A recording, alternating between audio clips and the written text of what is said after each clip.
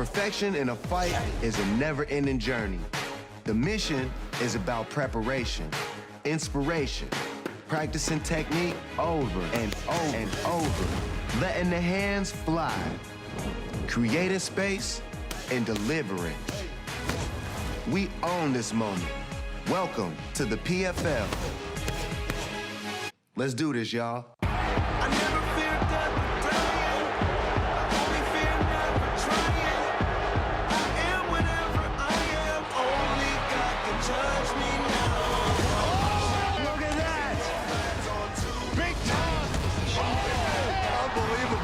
There's another big one. 6 points. Tonight, welterweights and light heavies have to level up. Huge body kick by Sadibou. Emiliano Sordi, unbelievable. Victory! It's roof-raising, mind-blowing cage magic. The mind ready to go anywhere the battle takes you. It's more than a fight, it's a season. The PFL on ESPN+.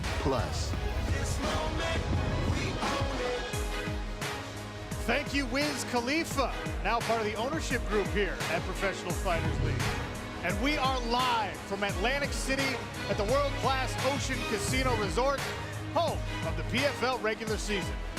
Tonight, it's welterweights and light heavyweights with a massive main event. The Red King, Rory McDonald, in his long-awaited PFL debut against Curtis Millender. Greetings, fight fans. I am Sean O'Connell, joined as always by the legendary Randy Couture and the MMA guru himself, Mr. Kenny Florian. And I gotta tell you, I am still buzzing. It was only 6 days ago that Season 3 began with lightweight and featherweight action right here at Ovation Hall at Ocean Casino Resort. And Randy Couture, that was a night defined by upsets and fireworks. Do we expect the same thing tonight? Well, I don't see how we can avoid the same theme tonight. This is the Professional Fighters League. This is what we do. This is how we're different than every other promotion in the sport of mixed martial arts. It doesn't matter about your resume. It doesn't matter about last season's record. It doesn't matter who pulled the best publicity stunt.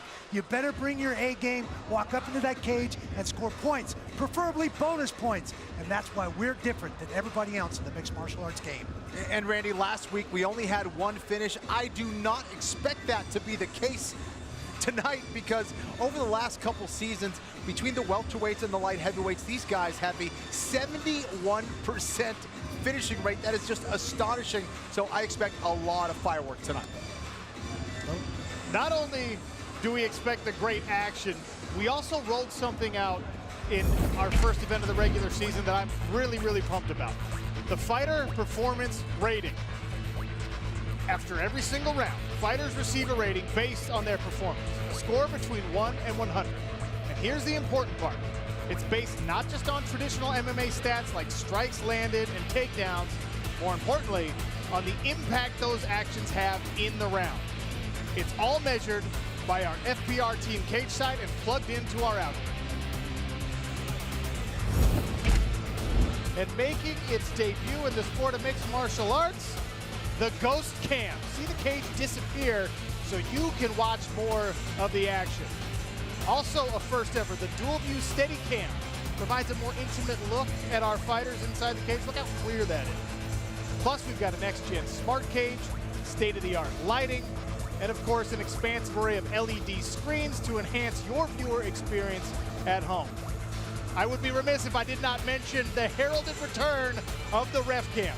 This thing takes you inside of our PFL smart cage so you can be part of the action up close and personal.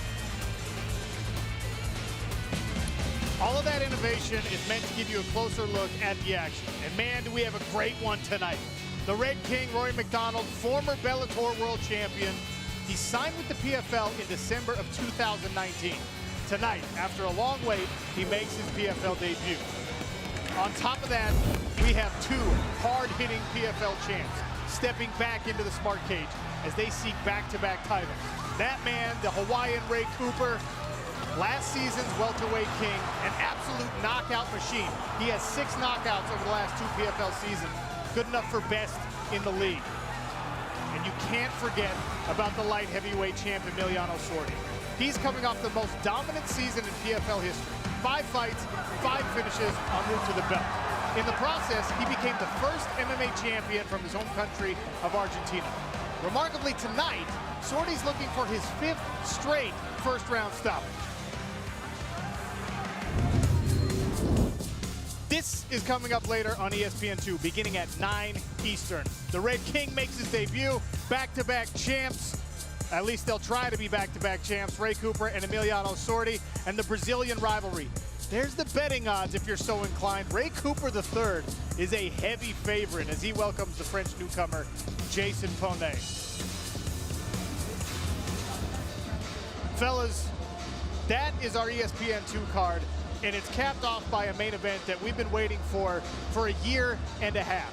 Kenny Florian, Rory McDonald makes his PFL debut, and he actually had to move from his home country of Canada to get a training camp in.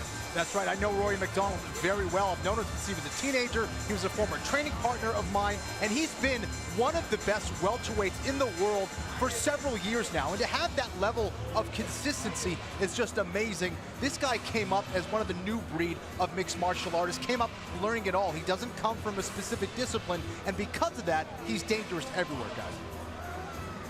Randy, last week was defined by the upsets, as we talked about.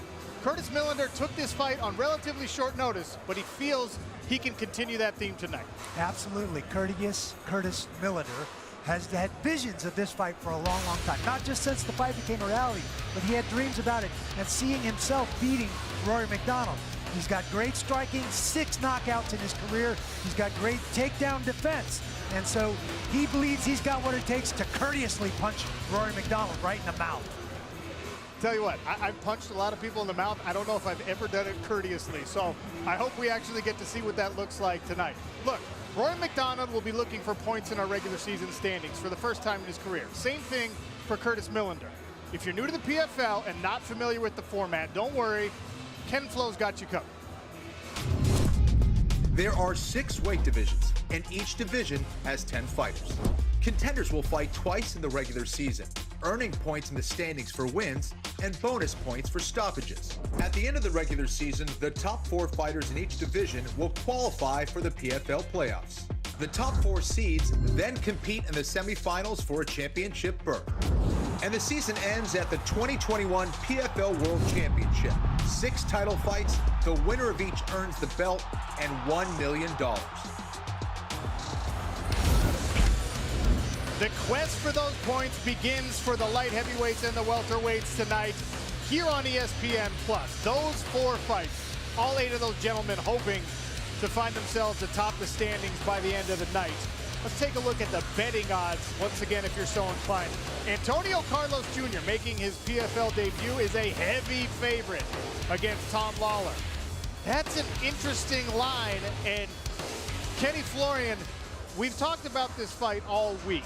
Tom Lawler coming back after a long layoff against Shoeface, who I just showed you is a heavy favorite.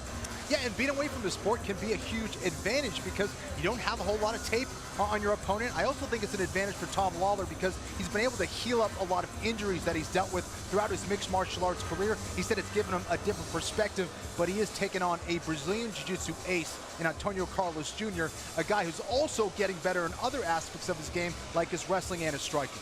So that's a feature bout coming up later on ESPN+. But Randy, I know that you're excited about one of the fights on this card. It's a former training partner of yours. Yes, Cezar Ferreira. He was one of my training partners getting ready for my retirement fight against Lyoto Machida. Amazing athlete, has a capoeira background. He manages to fit that in to his MMA fighting style. It's very unique. Long, rangy guy, great front kicks, long punches, and no slouch on the ground. He's a great submission expert as well. I'm excited to see him fight tonight. They call him Mutanchi. He'll be welcoming a newcomer, Nick Roehrick. But we start the night in the light heavyweight division with these 2 gentlemen. Dan the Dragon Spohn, hoping 3rd time is the charm. It's his 3rd PFL season. Marthin Hamlet, the Norwegian, is a newcomer. A lot of intrigue surrounds this young man. Not terribly experienced, but as you can see with your own eyes, a physical specimen. And his team says he's ready for the big show. And this is a guy that I know well. I fought him in season 1. He's a southpaw with a laser left hand and a long reach. Dan the Dragon Spohn. Marthin Hamlet next.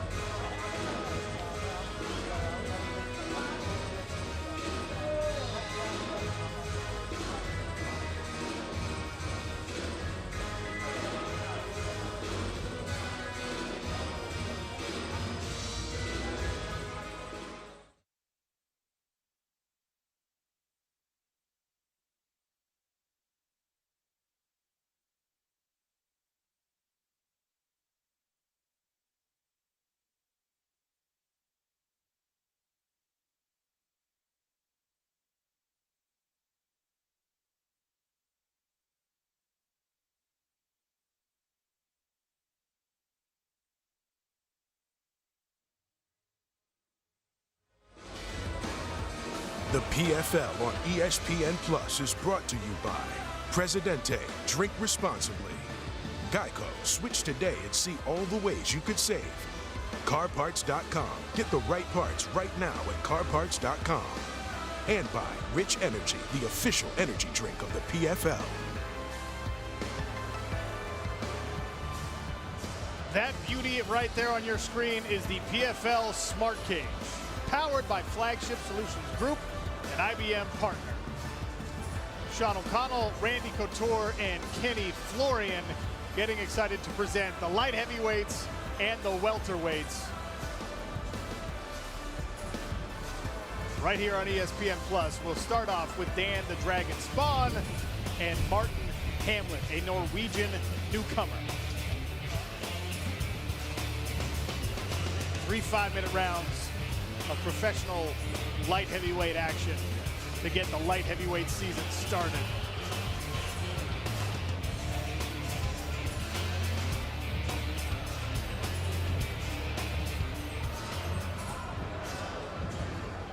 And this man right here carries a lot of intrigue with him into his first season of PFL action. Randy Couture, the Norwegian. Viking strength. Absolutely, man. I'm excited to see this guy compete. He comes from a very strong Greco-Roman background. The Scandinavian countries are very strong in Greco-Roman wrestling.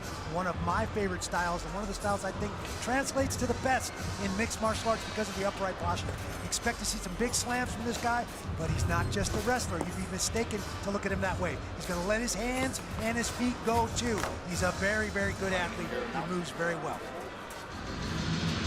Kenny, you gushed about the natural athleticism of this guy. I'm telling you, this is one guy you got to watch in this division. I think he's one of the favorites. I know he's, on the younger side of things, doesn't have as much experience. But as Randy said, not only can he wrestle, he's picking up the striking game very, very well. And not only does he think he's going to win this fight, he thinks he's going to win by knockout. So watch for that tonight, guys.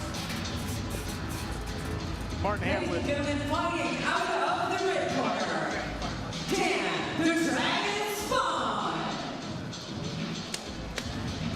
When you're making your PFL debut against this guy, it's a tall task. He's a tall, rangy southpaw, laser left hand. He puts the hands in your face early and often. I fought Dan Spohn in the quarterfinals of season 1. No slouch in the game, and hoping his 3rd season is the charm. He really enjoyed this time off, guys. He said he's been working a lot on his weaknesses. He thinks that the experience that he carries in with him to the smart cage is going to be the difference in this fight. His body's all healed up. He is focused, and he's ready to take the fight to Martin Hamlet.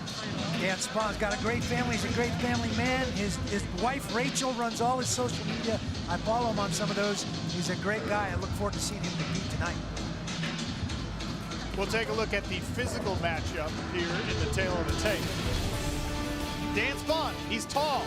He's also 7 years older than Martin Hamlet, a 2-inch reach advantage, and just a slight leg reach advantage as well for the southpaw out of Ohio.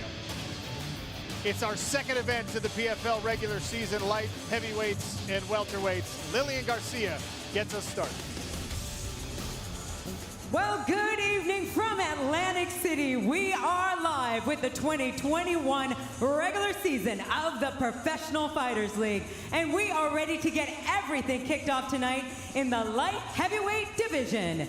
Introducing to you first, fighting out of the blue corner. He is a wrestler. Standing at 6'1", he officially weighs in at 205 3/4 pounds. In 7 professional bouts, he has a record of 6 wins with only 1 loss. He is a 7-time Norwegian wrestling champion. Fighting out of Tønsberg, Norway, here is Martin Hamlet. His opponent, fighting out of the red corner, he is a striker. Standing at 6'4", he officially weighs in at 205 1/2 pounds. In 25 professional bouts, he has a record of 18 wins and 7 losses, with 12 victories by stoppage. Fighting out of Columbus, Ohio, here is Dan the Dragon Spohn. Your referee in charge, Gary Copeland.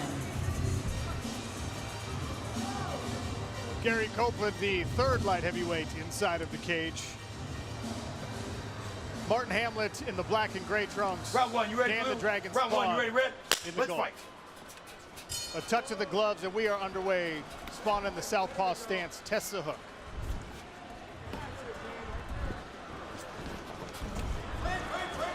Immediately, Hamlet rushes in, and this is that over-under, and he takes Dan Spohn down early, Randy. Just runs him over, gets that underhook, and just keeps his feet moving, catches Spohn off balance, and runs through him, gets him on the ground. Yeah, beautiful takedown. You can see the size of Hamlet. He looks like a heavyweight in there, guys. I feel like this is a Shakespearean matchup for some reason.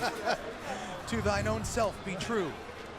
Unbelievable here. You know, he got a quick takedown to start the fight. This is not where Dan Spohn wants to be, especially early in the fight, right, where you're going to carry that weight. You're going to have to work a lot harder than the guy on top. I mean, he's got to be careful to not expend a lot of energy. Let's see if he can get his back towards the cage and get back to his feet. I like how Hamlet's keeping his hands off the mat. He's got him resting up on the biceps and the shoulders of his opponent. Not going to get caught and let his hips get out from underneath him.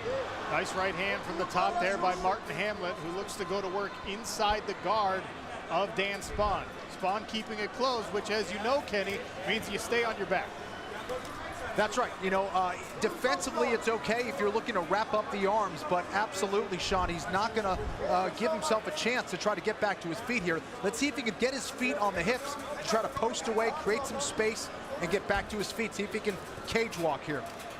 Agreed, Kenny. He's got to get those feet into play. Those are the longest levers he has. He needs to create some leverage, create some space, use that barrier, and work his way back up and get chest to chest and head high. We talked about these technological advancements. That's the Ghost Cam at work. That is a camera on the outside of the cage giving you the view through the chain link. You can't see the chain link because we introduced the Ghost Cam to make it disappear.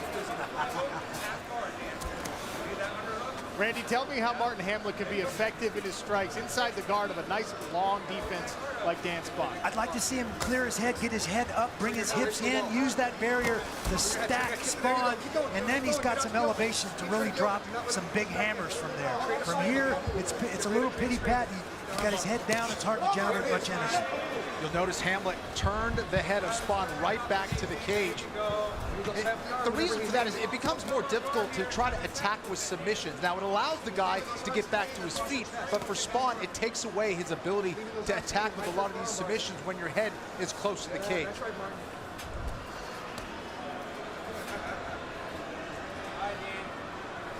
Spohn attempting to lock down Marthin Hamlet here, closing the guard, clasping his hands, maybe hoping for a stand-up from referee Gary Copeland.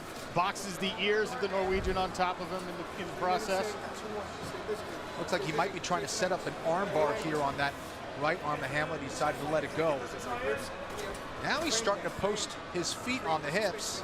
Not sure if he's looking for a sweep or if he's just trying to create space to get back to his feet. 2 minutes remain here in the first round.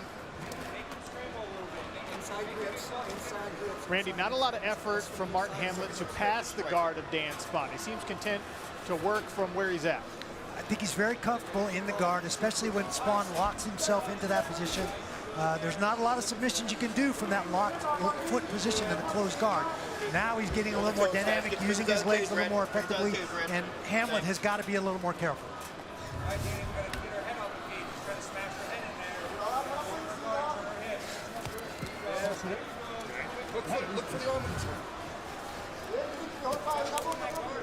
Hamlet just kind of chipping away. He's keeping his arms on the inside of the arms of Spohn. He does have to be careful with that arm lock, but like Randy said, he's doing a good job. There's a pass to half guard. Yeah, nice job getting the half guard there. Now he can kind of pound away a lot more with that left arm from this position, guys. It looks like he's digging for that right side underhook, but Spohn's doing a great job of keeping that away from him. Inside of 1 minute here, Dan the Dragon Spohn finds himself on his back against the tough Norwegian Marthin Hamlet, who's making his PFL debut.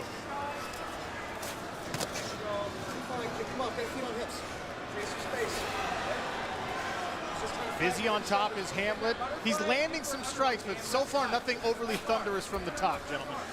Spohn's doing a great job of protecting himself, tying up those hands and making it difficult to land a good, clean, straight shot. I think if Hamlet created some elevation, got his head up and his hips in, he would find some holes to land some bigger shots. There's the 10-second clapper. Dan Spohn will finish the round on his back. What happens in round 2? We find out next.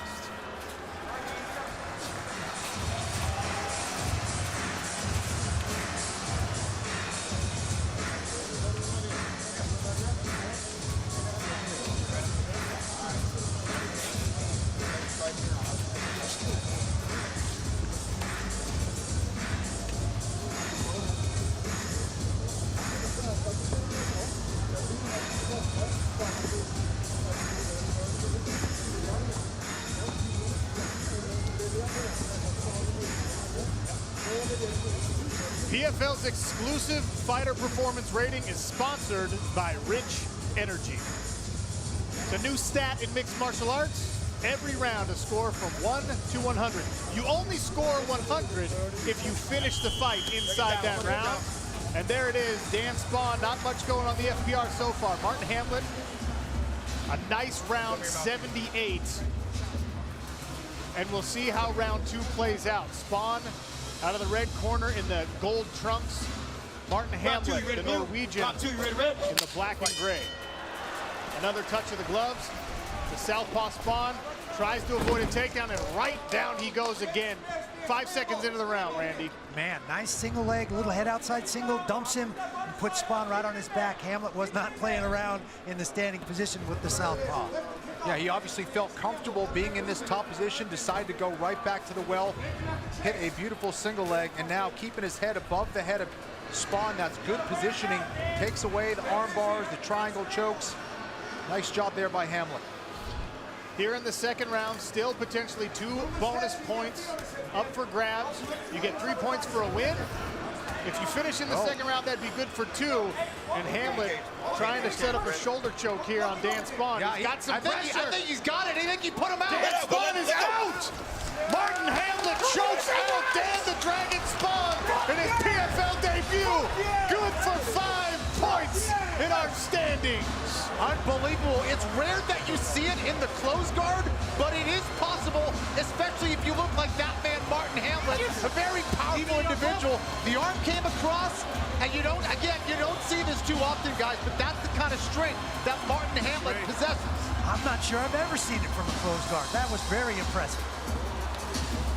Martin Hamlet squeezes the consciousness out of Dan Spohn. I tell you, Early second round. you're reaching Solomon power, and I don't need Solomon. There's our Cageonomics stat bundle presented by Geico. The takedowns were the difference.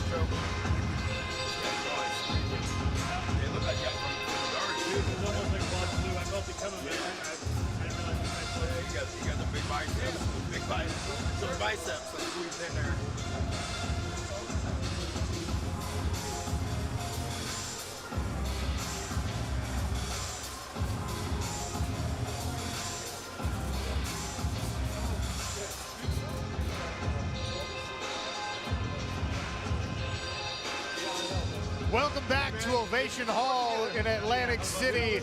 Martin Hamlet just made a statement in his PFL light heavyweight debut, choking out Dan the Dragon Spohn in the second round.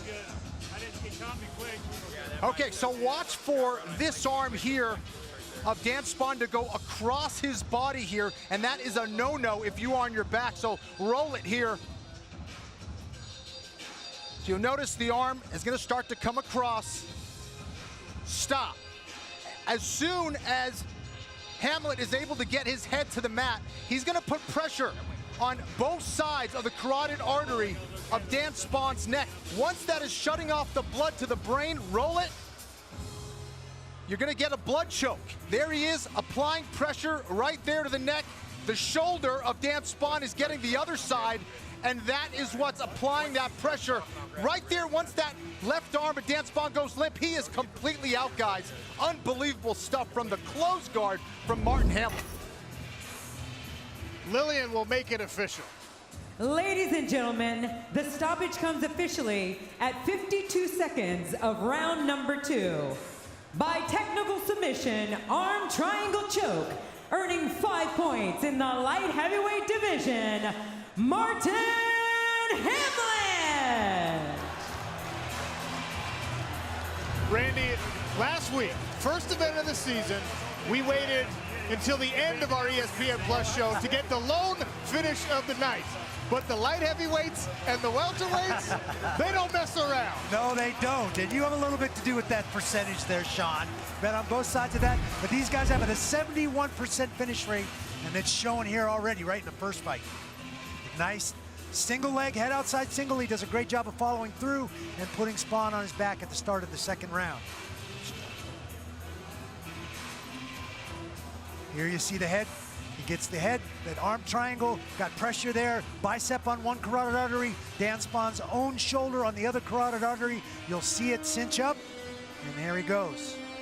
The tunnel closes. Oh, man. Putting that hip pressure in to squeeze. There you see him. Gone to a happy place for a couple of seconds.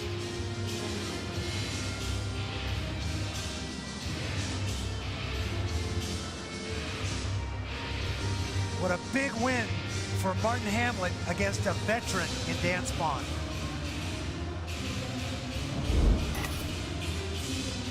And I've got the winner of his PFL debut, representing his home country of Norway, Marthin Hamlet. Congratulations. I tell you, you told us it was going to be a finish. You teased something else, but that choke was incredible. How do you finish it from inside a closed guard? Oh, I just recognized I finished in the second round, right? Yes. Oh, sorry. Then it's only 5 points, yeah? Yeah, only 5 points. Sorry. Oh, that's good enough. It feels amazing to be here. You know, I've been there for 17 days. It's my debut in PFL.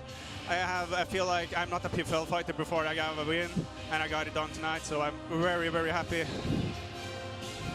Marthin, you told us that your striking is underrated and underestimated, but tonight was all about that wrestling background. 2 takedowns at the very beginning of each round. Did you feel comfortable in there? Yeah, you know, you have to, it's a process in my head. Have to feel the cage and all that stuff, but you know, when all breaks down, what you go back to, yeah, your basic and my basic wrestling, and nobody can beat me in wrestling, and that's why. I think we have a replay of the finish here. I want you to walk me through this, if you don't mind. You get the arm across his body, and it's almost over. Yeah, I felt like, and I was thinking about, oh, he's breathing heavy. Maybe I have a good pressure, and then you got the squeeze, and he goes all the way out. Yeah, and he was sleeping. I'm very happy about that. I'm picking up 5 pounds, so I'm very happy that the race chef signed me, and my manager Ivan was willing to give me a chance here. Well, congratulations, Marthin. 5 points and a statement in your PFL debut. Go celebrate. Yeah, thank you, thank you. This is what happens. Here's our fighter performance rating, exclusive to the PFL and brought to you by Rich Energy. That first round, a clean, dominant performance after the takedown by Marthin Hamlet. And in the second round, a finish means that you get 100. It's a score between 1 and 100. You can't get any better than a finish, Kenny Florian, so you get the maximum. 100 is good. 100 is very good. A very impressive debut there for Marthin Hamlet. Wow. More action to come after a hot start on ESPN Plus.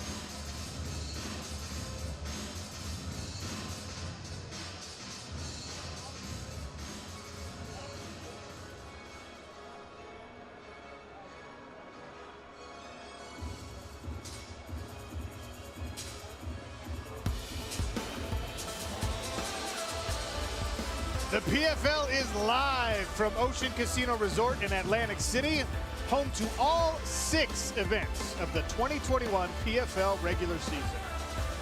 And don't forget, our coverage continues on ESPN2 with 4 more fights at 9 p.m. Eastern. 2019 light heavyweight champion Emiliano Sordi begins his quest for back-to-back titles. And former Bellator welterweight champion Rory the Red King McDonald makes his PFL debut against Curtis Millender. That's our main event. That's all later. We move to our welterweight division. More finishers at 170 pounds. Sadibou C, representing Sweden, takes on Nikolai Aleksakhin from Russia. Aleksakhin was part of the PFL as a showcase fighter. This is his first time participating in the season format. Remember, PFL is MMA's only league. Regular season, playoffs, and a championship. And Randy, so far so good in limited PFL action for this man. Absolutely, he did a great job in his preview fight in 2019. He said he's been dreaming about this opportunity to both represent his country and move his family forward with the chance of winning a championship in the PFL. You saw the graphic there. He's a finisher. His last fight, TKO. His second to last fight, a barn burner. 3 fights ago, it was a second round knockout. Nikolai Aleksakhin is not just here to win. He wants the finishes. He's very aware, Kenny, of the finishing rate of the welterweights and knows he's going to need points to get in the playoffs. Yeah, absolutely. He says he's been working on all aspects of his game to get the win here tonight. He has a lot of respect for the Swede, and this should be another awesome fight. Randy, I'm sure you remember this back in the day. I have a very similar body type to Nikolai, don't I? You remember? Exact same. It's crazy. Yes, this is exactly what you look like Yeah, at 170. Yeah, absolutely. It's like they photoshopped his head onto your body.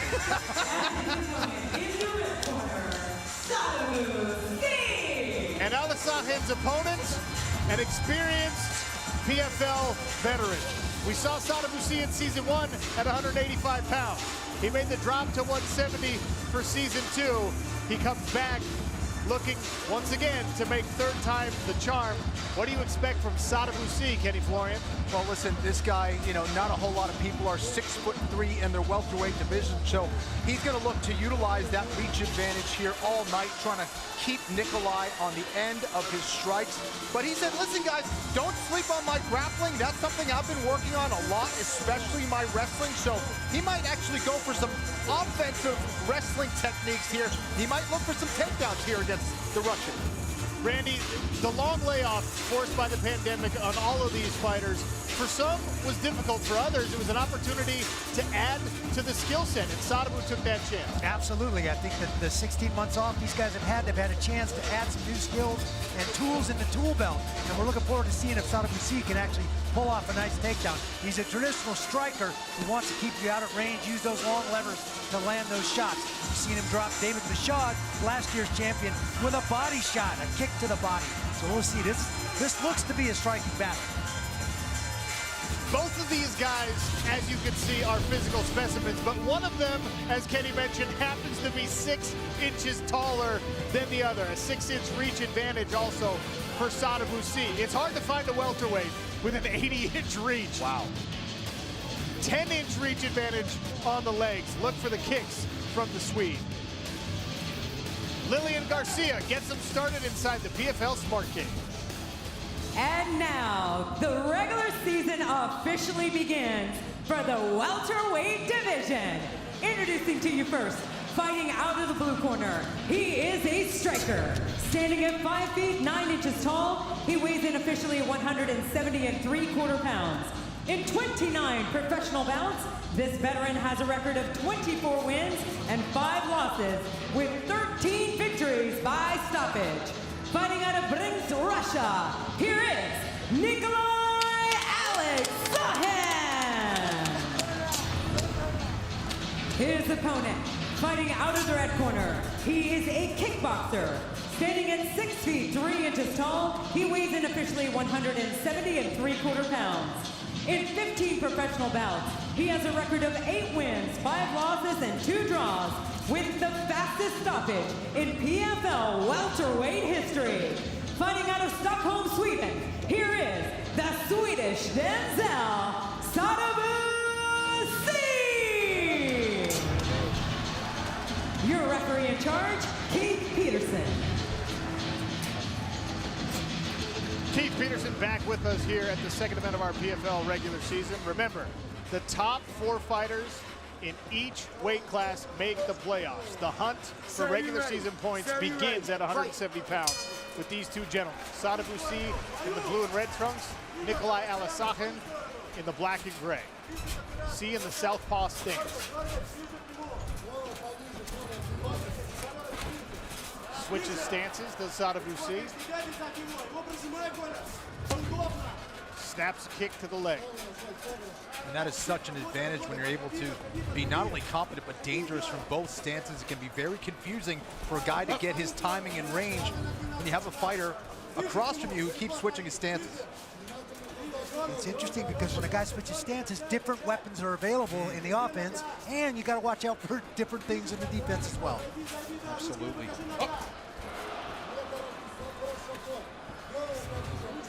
You can see very early a contrast in style. Sadibou flat-footed, waiting for the counter strikes. Aleksakhin bouncing around. And Aleksakhin really taking his time, trying to figure out a way to feint his way on the inside of those long limbs of C. Like a little cup check there, but Aleksakhin shook it off and just kept at it. C snapped one to the body. Aleksakhin tested one upstairs. Both kicks.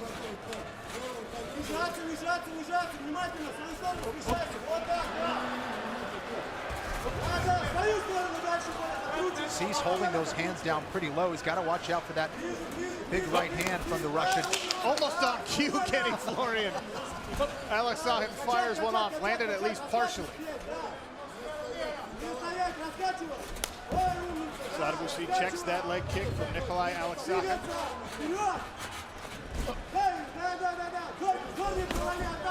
And a lead hook from Nikolai. Looks like C's still trying to get his timing as well out there. And when C is in this southpaw stance, this is where he's really got to be careful with that right hand, guys. Jab from C, staying long. Got hit a couple of times in the first half of this round. Nice counter kick there by Nikolai Aleksakhin. Strategic striking battle so far, halfway through round number 1. Yeah, these are 2 very intelligent and technical strikers.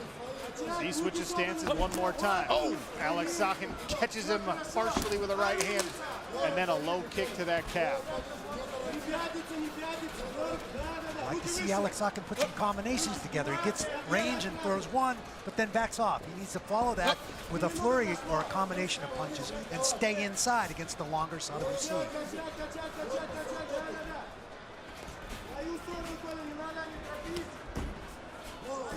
We'll go inside the blue corner of Nikolai Aleksakhin with our translator. Right of you. Push in, push in. Stay put, stay put. Keep your hands together. Protect your body. Swing, swing, pendulum. Always pendulum. Left, right. You gotta work, you gotta work. Strike him down. Don't rush it, don't rush it. Stay put. Nice spinning back kick there. Well done. And another body shot. Aleksakhin starting to score to the torso of Sadibou. Yeah, that's one of Aleksakhin's best technique, that spinning back kick.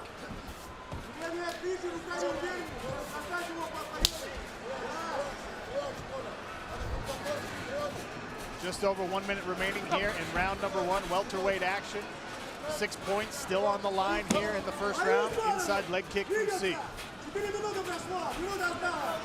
What's really making this fight competitive, despite the long reach advantage for C, is Aleksakhin's footwork. He's doing a good job of getting in and getting out, feinting his way in, and he's keeping C guessing because of it. Question mark kick there from Sadibou, blocked by Nikolai Aleksakhin. And now he's got C backed up to the cage. The left hook glances off the side of C's head. Little slip there from Nikolai. Body shot and a combination coming upstairs, Randy. That's what you look for. Exactly. Now we're starting to see him find his range, find that combination instead of just those pot shots, those one punch combos. A lot of kicks here from Sadibou in round one. Couple of jabs, but we've yet to see him strike with the hands in a complicated combination.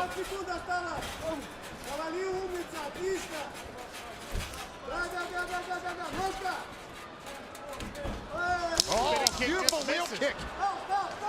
Inside of 10 seconds as Aleksakhin tries to close out with a takedown on top. C grabs the neck, but will finish here.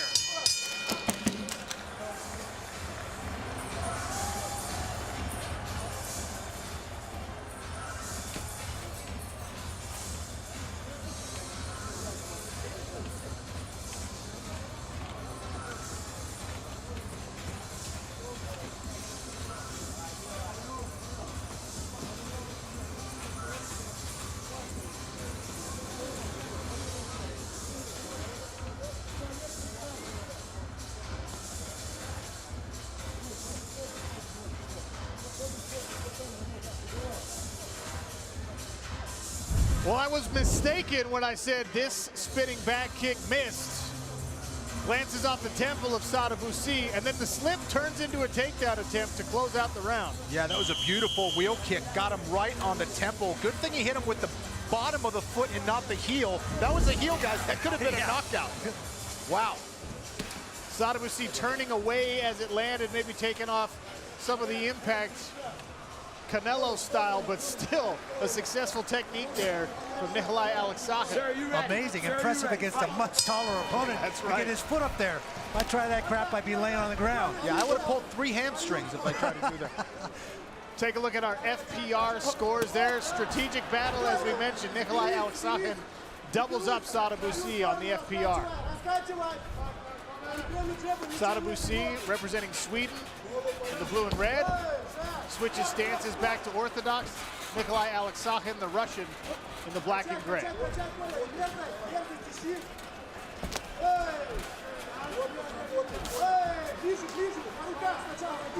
We'll go inside the red corner of Sadibou. Our friend Eve Edwards coaching up this week. Oh! Beautiful timing on that knee. Looks like it hit the chest of Aleksakhin.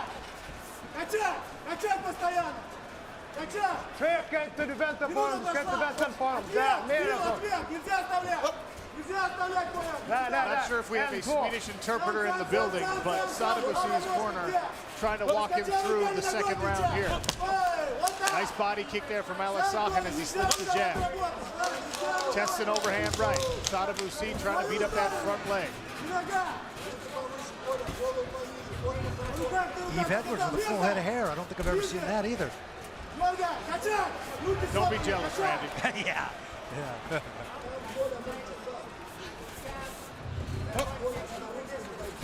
A lot of redness showing on that lead leg of Nikolai Aleksakhin. He tries to head kick there. The torso and the lead leg showing some damage from the accumulation of kicks. Well, it seems like we're seeing a more aggressive Sadibou, a guy who's trying to pursue Aleksakhin a little bit more. Oh, might have been an eye gouge here, guys. Potentially an eye poke here. Aleksakhin goes right down, grimacing. Where's the doctor? So you hear the referee ask you for a doctor here. It's one of the problems we have with a fingered glove. It's different than boxing with a thumb loop. Sometimes the hands get extended and poke a guy in the eye. Exactly, Randy. Sometimes when guys are coming on the inside, you post your hand like a frame, and it looked like he ran into one of the fingers of Sadibou, and of course that is not intentional. Little blood here. Hopefully nothing serious. It was kind of a swiping motion by Sadibou. Aleksakhin will be given up to 5 minutes to let his vision recover as he comes over to the corner so that the doctor can communicate successfully.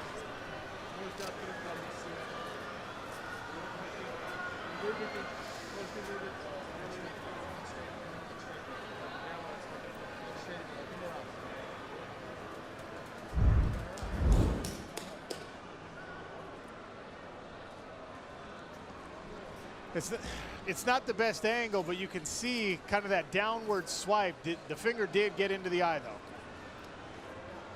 I've had this done several times, both in practice and in fights, and it doesn't feel good. It's a burning, and it's really hard to open your eye. It takes some time to be able to get your eye to stop watering and be able to see out of it again. I believe the rule is he gets 5 minutes, just like an accidental groin strike. That's right. He gets 5 minutes to recover here. The doctor here will assess whether or not Nikolai Aleksakhin can see.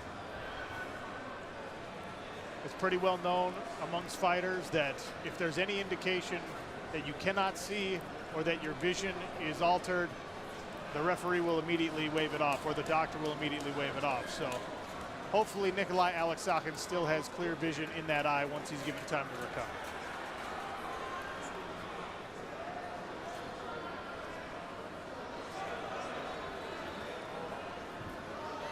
Under the PFL season and scoring format, a fight has to go 2 full rounds in order to go to the judges' scorecards. If it ends now, this will be declared a no contest, and each fighter will receive 1 point in the standings. We hope that that will not be the case, especially this was very clearly an inadvertent, accidental eye poke.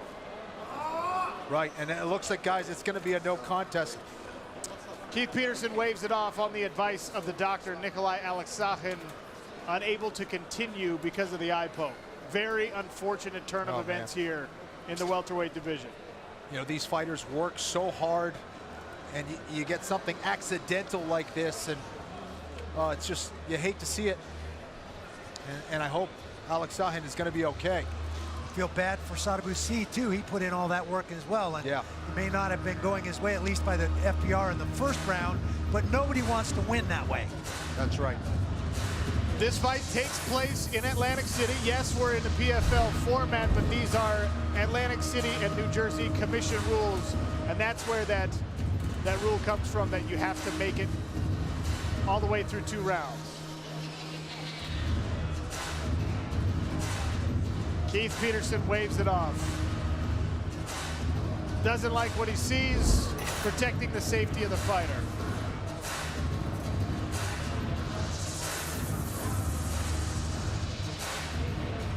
Crestfallen Sadibou for good reason. Take a look at the Cageonomics stats bundle presented by Geico. The kicks were accumulating for C.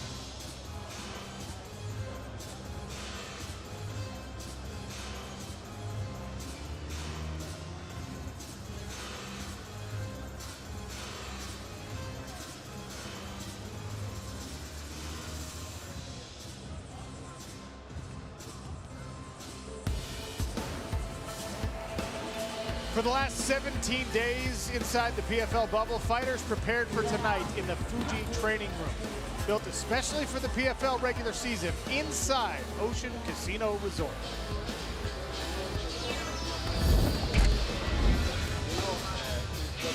Lillian Garcia has our official ruling.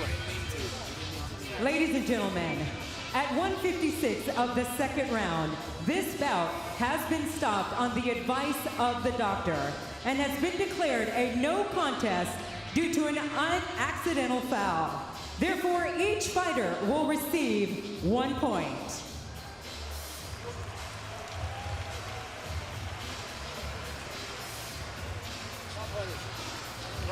No contest means 1 point. Not the finish either of these fighters wanted or expected. We'll take a look at the welterweight standings. So far, this is the only fight that has happened at 170. Both Nikolai Aleksakhin and Sadibou receive 1 point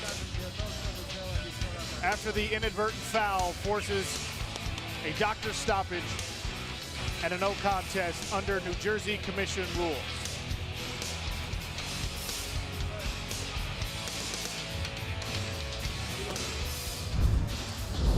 Another look at this eye poke.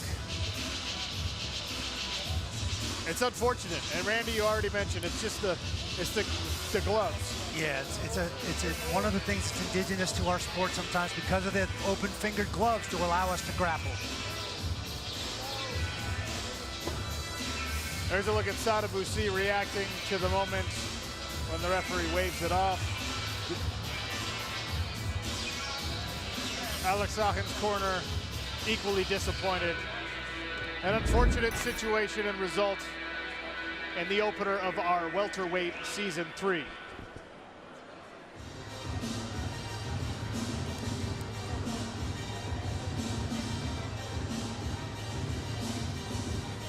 And I can talk now to an obviously disappointed Sadibou. Sadibou, I know that you and your opponent sacrificed a lot to be here inside the PFL bubble. This is not the result you wanted. How are you feeling right now? Man, I'm so disappointed. You know, I'm first and foremost, like, I was so happy being back. The first round, it was like, for me, it was just like the reality. Oh, fuck, I'm fighting. Oh, sorry. I'm not gonna swear.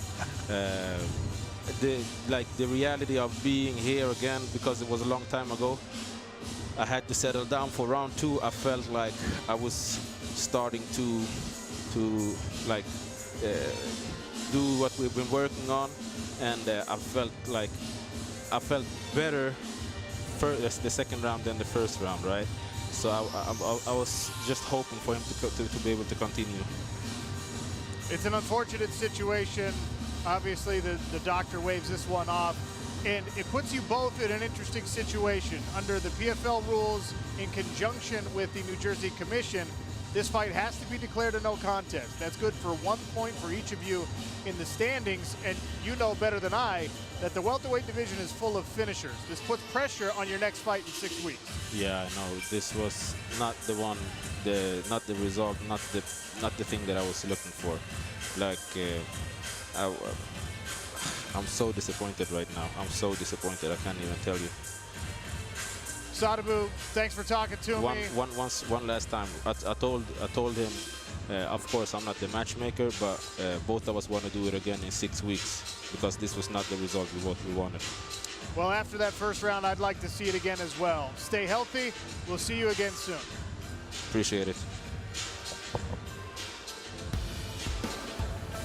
Up next, back to the light heavyweights. Nick Roehrick, another relative unknown. Will he follow Martin Hamlet's path?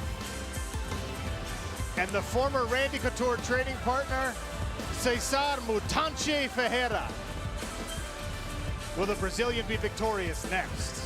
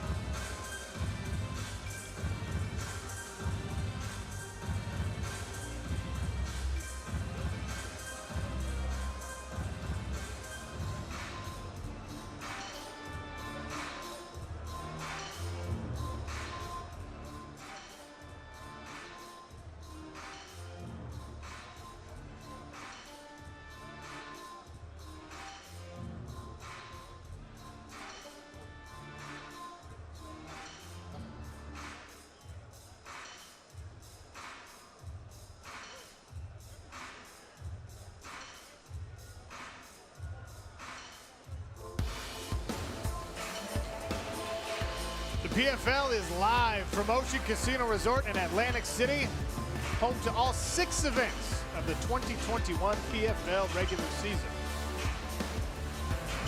Sean O'Connell, Randy Couture, and Kenny Florian beside the PFL Smart Cage, getting ready for another light heavyweight affair. Cezar Mutanche Ferreira welcomes Nick Roehrick to the PFL. Both of these guys are newcomers, and Nick Roehrick is the newcomer to the big show. He's got 10 fights in his mixed martial arts career. This by far the biggest stage he's had to compete on, Randy Couture. Absolutely true. He says he's up for this. He feels like he's prepared. He's got 2 submissions, 2 knockouts in his career. Unique opportunity for him with the PFL, and he's going to take advantage of it for sure. Yeah, doesn't have as much experience as Cezar Mutanche Ferreira, but he is surrounded by a lot of experience and a lot of talent, both by the guys that he trains with and the coaches that he works with. Dwayne Bang Ludwig and Elevation Fight Team. So he comes from some very highly regarded coaches, guys.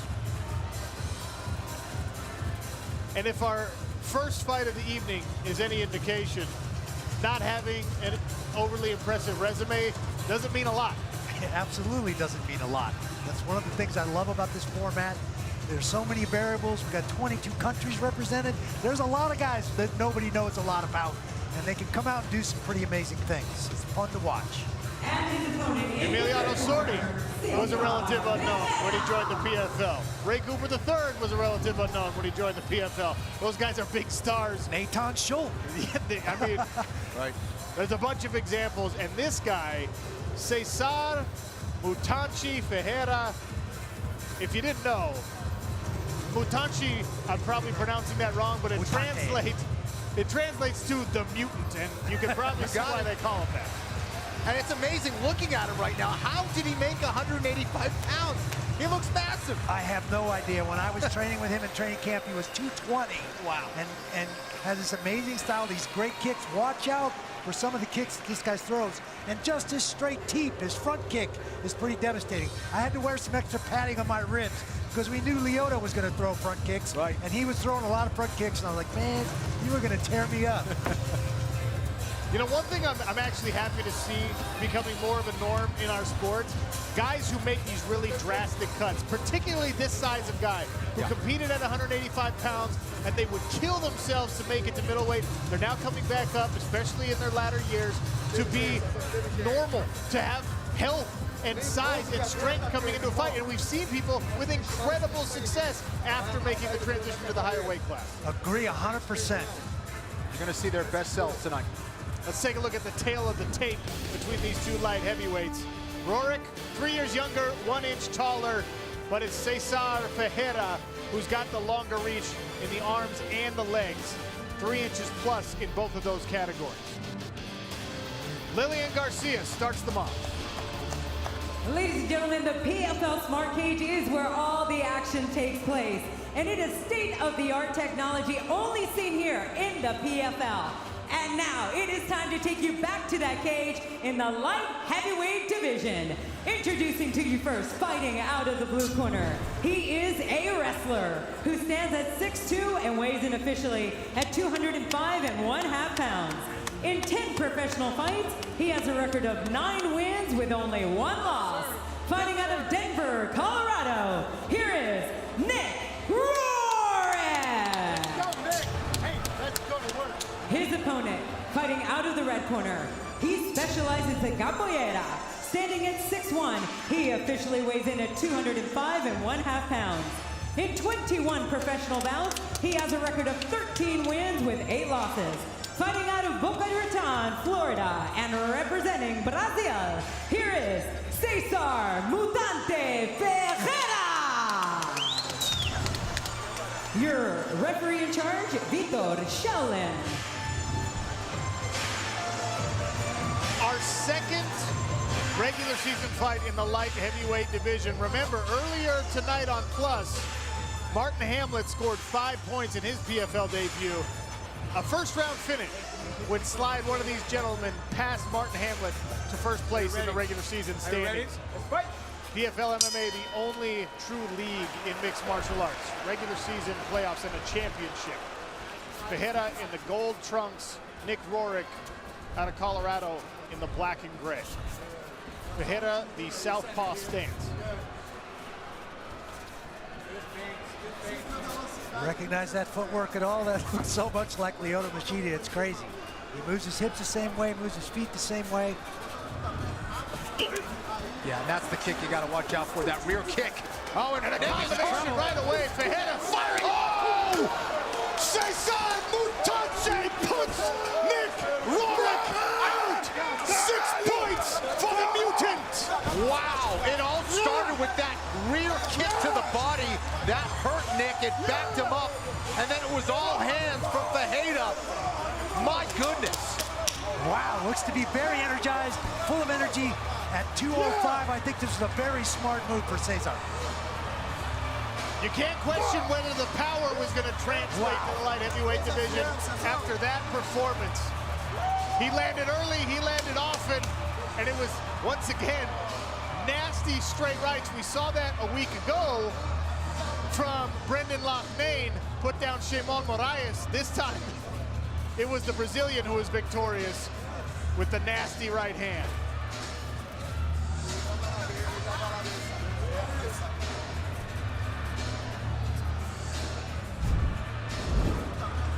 You heard the grunt there on that kick, Randy. Excuse me, it's the left hand, the straight lefts. Goodness gracious. That was a blaze. What a Tasmanian devil coming at you. Holy cow. Did he miss any of those strikes? I don't think he did. Here's that front kick from the back leg. And he digs it in hard. Measuring.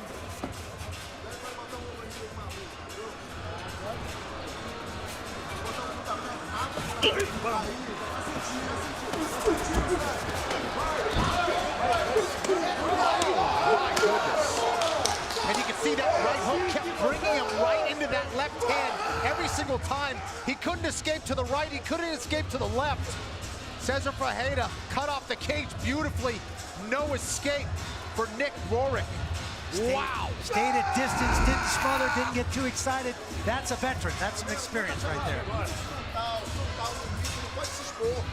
Goodness gracious, the power on display. It wasn't about the volume, it was about the accuracy and the power in our Cageonomics Stats Bundle presented by Geico.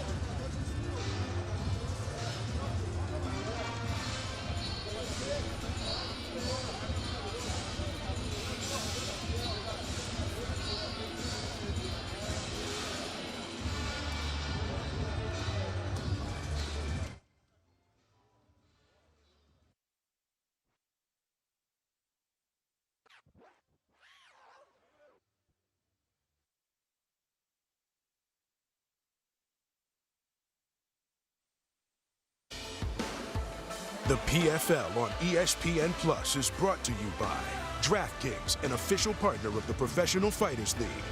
Air Force Reserve, explore your opportunities. CarParts.com, get the right parts right now at CarParts.com.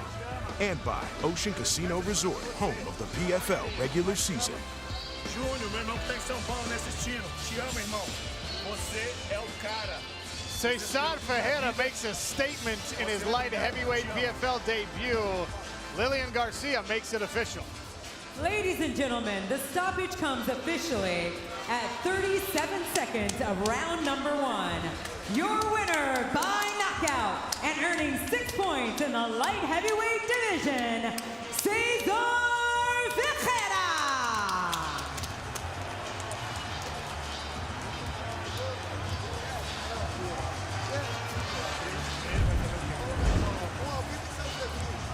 Take a look at the rich energy replay, and once again, it is the straight left hand doing some damage.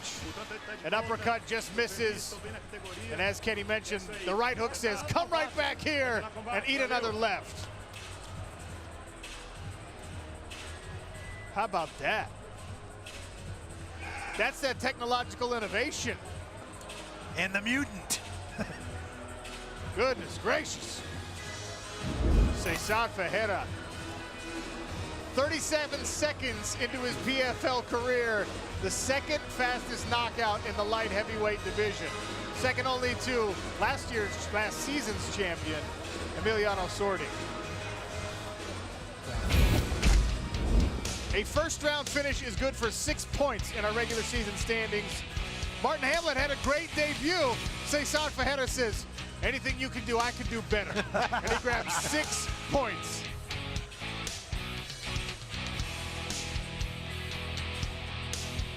And I've got our winner, Cezar Ferreira. Cezar, first of all, congratulations.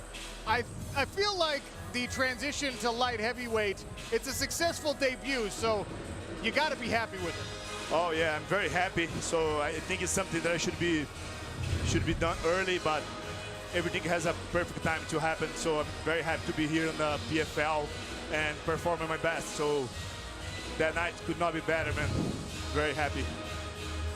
Randy Couture told us that you have a really nasty front kick, and almost on cue, you started with that, and we heard him grunt. It landed flush. Was that the beginning of the end for Nick Roehrick? Yeah. During the entire training camp, my coach, Cezar and Daniel Valverde, they always stimulate on me like a speed and time. And that front kick we practiced in the locker room. And yeah, we landed. We practiced a kick for like a million times to land one good shot. Very happy. Cezar, 37 seconds in the first round. That's the second fastest knockout in our PFL light heavyweight division ever, and it's good for 6 points. For now, you're at the top of our regular season standings. What's next for you?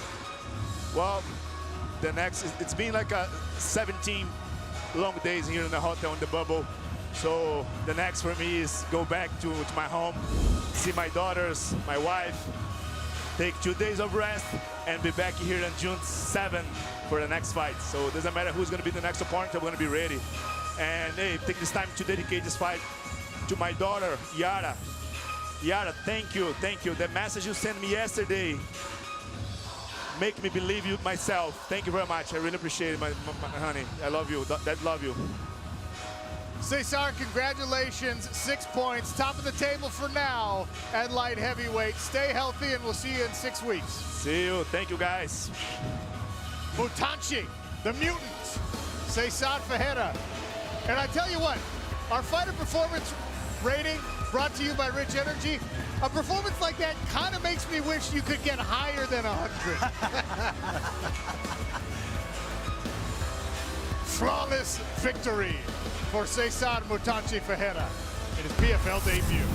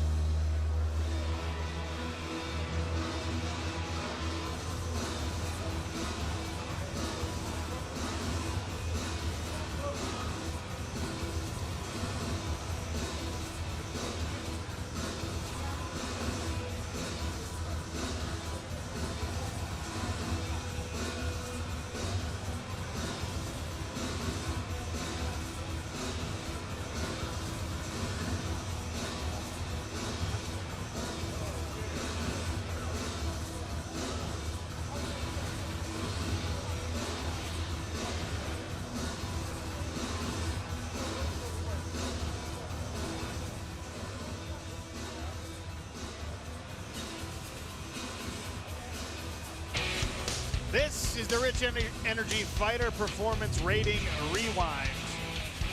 It doesn't get any better than that. 100 in the first round for Cezar Ferreira. And how do you earn 100 points on your FPR? You do it like this. You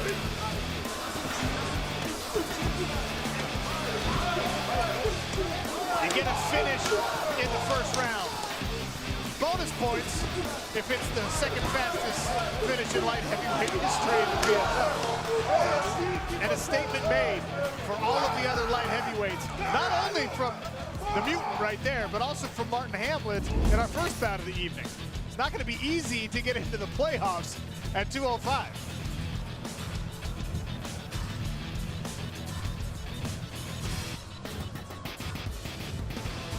Coming up next, it's the Brazilian Antônio Carlos Júnior, Shoeface, a formidable opponent on the ground. 8 of his 10 victories come by submission. Carlos Jr. faces the always entertaining, filthy Tom Lawler, who returns to the cage for the first time since 2018. Both of these men making their PFL debuts tonight, and both are confident they will be the one who starts the 2021 season off in style. Of course, I've watched Antônio Carlos Jr.'s fights. He's a phenomenal jiu-jitsu competitor. You could read his resume, and it's gonna read like a who's who of championships. So I'm pretty sure I know what his game plan's gonna be. I'm pretty sure he's gonna try to take me down and get to my back. Tom Lawler is a very tough guy for sure, you know. He's a wrestler. He's a guy who can take some punish and, you know, keep going. So I really respect that guy. My best work has always been done with early finishes, whether it's knockouts, submissions. I'm looking to bring the fight to my opponents, to Antônio Carlos Jr. And quite frankly, if he thinks that that's also gonna be his game plan to go out there and get into a firefight and try to get those 6 points right off the bat, that's what I want. I hope we can go to the floor. I can use my jiu-jitsu and submit this fight. I hope in the first round so I can get more points too. My biggest expectation is to go out there and be 100% healthy, be 100% ready to fight, and put on the best fight possible that I can. You know, I haven't been given an easy fight in my first round matchup, and I don't expect it to get any easier from here on out.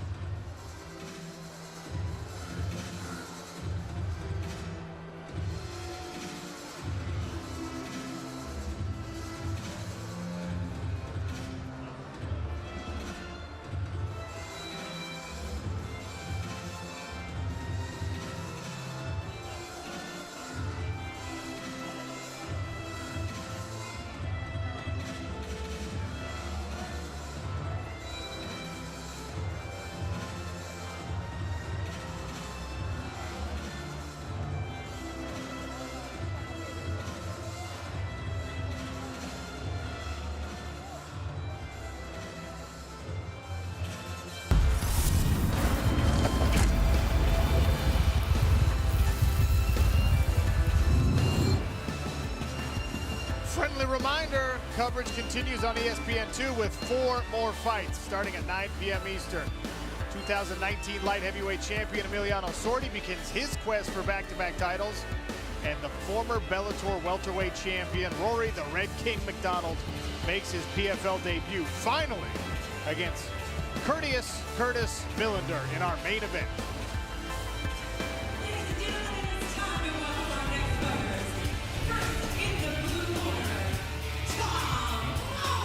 We talked about it with Cezar Ferreira. Both of these gentlemen once competed at 185 pounds. They've moved up to a healthier weight for each of themselves. Tom Lawler, Randy Couture, he was a college wrestler, and then he's been a pro wrestler, but it's been a while since we've seen him in the cage. 3-time national champion in junior college for Tom. He's been off for 3 years, but he's been pro wrestling, New Japan Pro Wrestling over there. He said that's kept him active. Maybe most people don't think that translates to MMA. Said that kept him in front of the crowds, kept him training hard and he feels good about it. I think he obviously wants to use his wrestling background to stay off the ground with this opponent and use his hands and try and finish this early. We call him a wrestler, Kenny, but he likes a good firefight. Yeah, absolutely. He's not going to be shy to throw down. There's no doubt about that. I wouldn't be surprised if he tries to get on the inside of Antônio Carlos Jr., who should be the taller man, and look to try to land some big shots on the inside of his hand. And Tom Lawler said it in that pre-fight tape. This man has a grappling resume as long as Kenny Florian's arm. Is that long, Kenny? Yeah. What do you think of Shoeface? Well, listen, I think he's going to be extremely dangerous on the ground, whether he's on bottom or on top. I think he has a much more dangerous top game. He did allude to the fact that he's been working very hard on his wrestling. Wouldn't be surprised if he tests the defensive wrestling skills of Tom Lawler tonight. We'll take a look at our tale of the tape between these two light heavyweights who now have to chase points in a regular season standing. Tom Lawler, 37 years of age. He comes in 2 inches shorter and has a 4-inch reach deficit that he'll have to deal with. Although Antônio Carlos Jr., not known as a striker, we'll see how he closes the distance here and if Tom Lawler can keep it standing. Lillian Garcia starts us off in our feature bout on ESPN+. That's right, the $6 million pursuit here in the PFL continues. And right now, this fight is in the light heavyweight division. Introducing to you first, fighting out of the blue corner. He is a wrestler. Standing at 6 feet tall, he weighs in officially at 202 pounds and 3/4. In 18 professional bouts, he has a record of 10 wins, 7 losses, and 1 no contest, with 8 wins by stoppage. Fighting out of Las Vegas, Nevada, here is Filthy Tom Lawler. His opponent, fighting out of the red corner, he is a jiu-jitsu practitioner. Standing at 6'2", he weighs in officially 205 1/2 pounds. In 16 professional bouts, he has a record of 10 wins, 5 losses, 1 no contest, and also 8 wins by stoppage. Fighting out of João, Brazil, here is Shoeface Antônio Carlos Jr. Your referee in charge, Gary Copeland. Gary Copeland overseeing the action. Tom Lawler, the American, in the black and gray. Antônio Carlos Jr. representing Brazil in the gold trunks. No touch of the gloves. Southpaw Tom Lawler. And thanks to the mutants who just fought, if you want to slide into first place in the light heavyweight standings, you got to get a finish in 36 seconds. No small task there. But it's not just one fight, it's a season. Regular season playoffs and a championship. Lawler tests a 1-2. Carlos Jr. able to move out. Oh, nice body kick, roundhouse from the rear leg of Antônio Carlos Jr. And a good jab as Lawler tries to move in. Yeah, anytime you see those opposing stances, always look for that rear weapon, either the form of the hand or that rear right leg. And that was a beautiful one to the body by Antônio Carlos Jr. He tries to use that hook to grab a clinch. I've seen Randy Couture do that a couple times. A couple million times. Already redness showing on the right eye of Tom Lawler. Carlos Jr. is able to land a couple of jabs early to go along with that big body kick. Antônio Carlos Jr. has definitely improved his ability to get the right distance out there. He's using his jab, he's using his long-range weapons very well here against Lawler so far. Looking at Antônio Carlos Jr., who most recently was a middleweight. He's the bigger man inside the cage here. I don't know how some of these guys ever made it to 185. Yeah, Antônio Carlos Jr. even fought as heavy as heavyweight. Lawler controlling the center of our PFL smart cage here. And Carlos Jr. with a nice takedown on the entry. Yeah, nice timing on that takedown. Beautiful job of slipping the punch, following through, getting to that body, and driving his feet to finish the takedown. Lawler staying Hanging on the head, trying to get that arm-in guillotine attempt here. How tight is this, Kenny Florian? It actually looks pretty tight. Thumbs up from Antonio Carlos Jr. to counter our worry. Yeah, Tom, if he wants to finish this, needs to get on the right side of his shoulder. His shoulders are kind of, both of them are kind of getting pinned to the floor, so it's going to be tough to get the torque and the angle on the neck from there. It's Carlos Jr. raising his hips and driving that neck in to create a little space and let that blood and air continue to flow. Take a look at that ghost cam footage. You're looking through the cage, but you don't see it because of our ghost cam. Bit of a stalemate here on the ground. Tom Lawler trying to work his arm in under the neck, create the necessary angle. Antonio Carlos Jr. having to address this choke. It is tight. It's more of a nuisance than it is kind of choking him at this point, and he's about to slip out. Crowned out here, he's fighting hands, got his head out now. Lawler now with the closed guard. Antonio Carlos Jr. on top. Most people wouldn't translate pro wrestling to mixed martial arts, but there's a lot of top MMA stars that have fought in New Japan Pro Wrestling. And there's a very fine line between MMA and pro wrestling in the Japanese culture. And I think anytime you're performing, I think it helps you, right?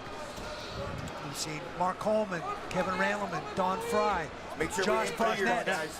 Yep.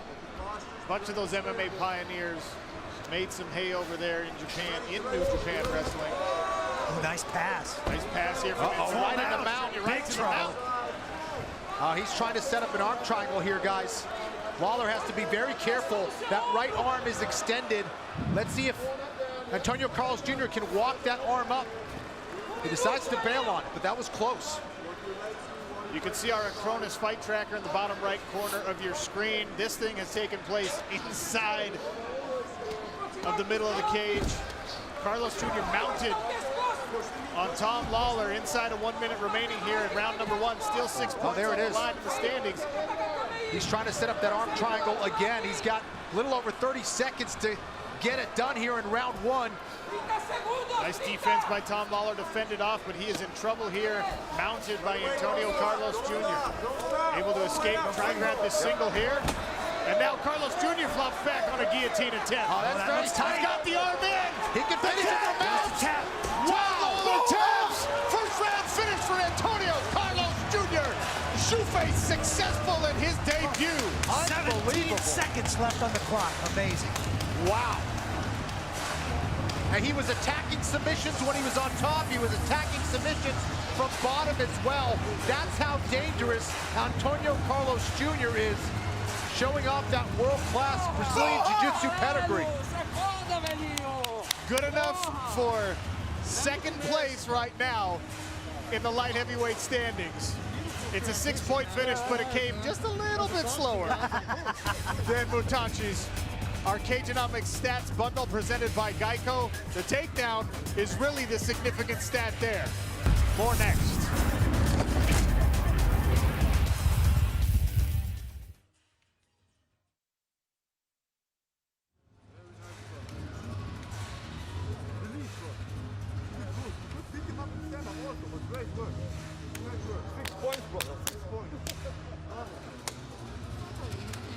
Red over here, blue over here.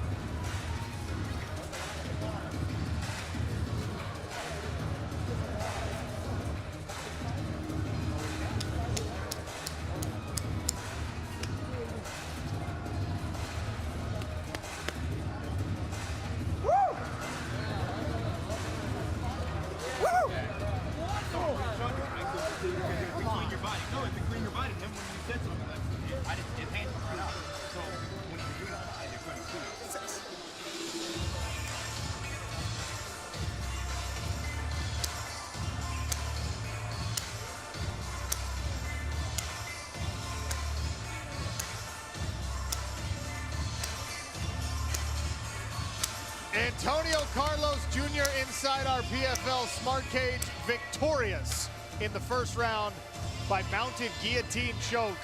Very impressive performance by the grappling ace. Lillian Garcia makes this one official.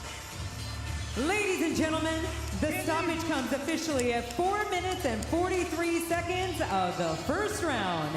Submission by guillotine choke and earning 6 points in the light heavyweight division, Antônio Carlos Jr.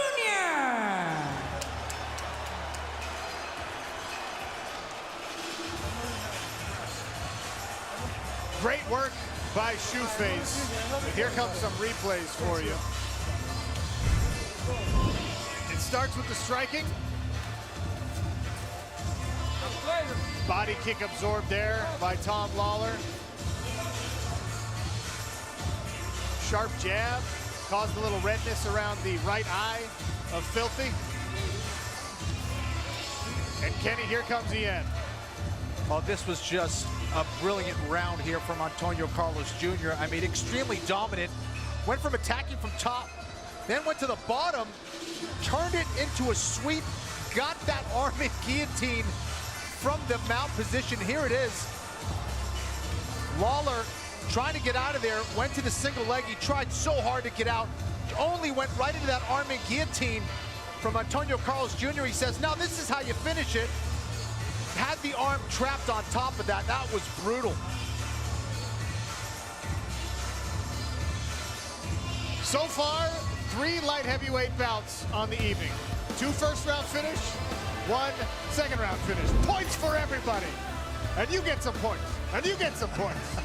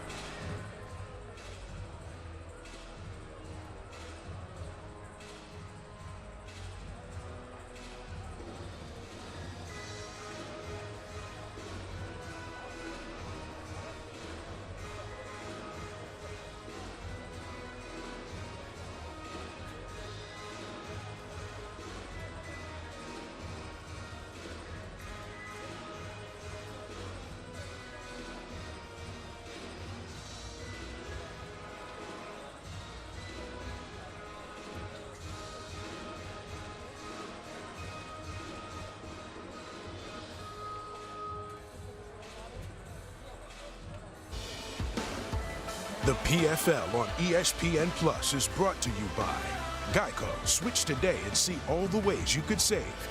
Rich energy, sophisticated, smooth, and finishes clean. Presidente, drink responsibly.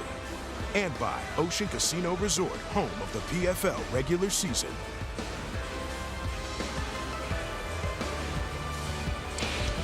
Here's a look at our light heavyweight standings. Cezar Ferreira, 37-second knockout means 6 points. Antônio Carlos Jr., first-round submission means 6 points. Marthin Hamlet, with such a successful debut, still finds himself in 3rd place. And Jordan Young really put through the ringer. His first opponent goes down, his second opponent can't make weight, his third opponent withdraws. Jordan Young gets a walkover victory, good enough for 3 points in the standings, and he knows he's got to get a finish in his second bout. CarParts.com damage meter. This is Tom Lawler and what he had to absorb. Takes that big kick to the body, a couple of nice jabs from Antônio Carlos Jr., but ultimately it was the submission.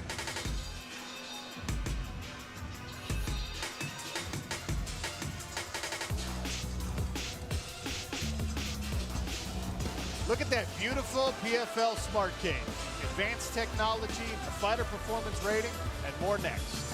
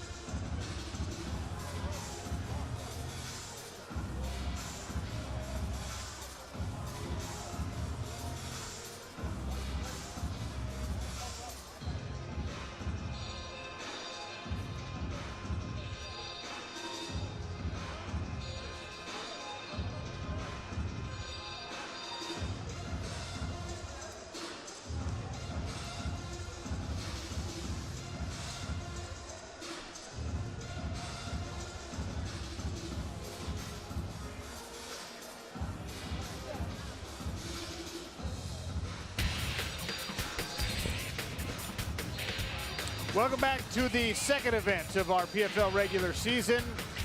Our Cageonomics strike speed.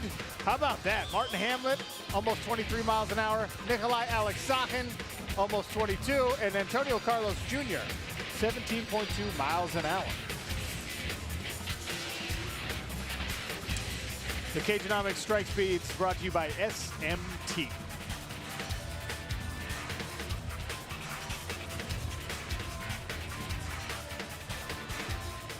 Canadian Rory McDonald has his eyes set on the welterweight title. He actually moved his family from Montreal to Deerfield Beach, Florida to chase that dream. He switched training camps, and the Red King is adamant that he's in the best shape of his life.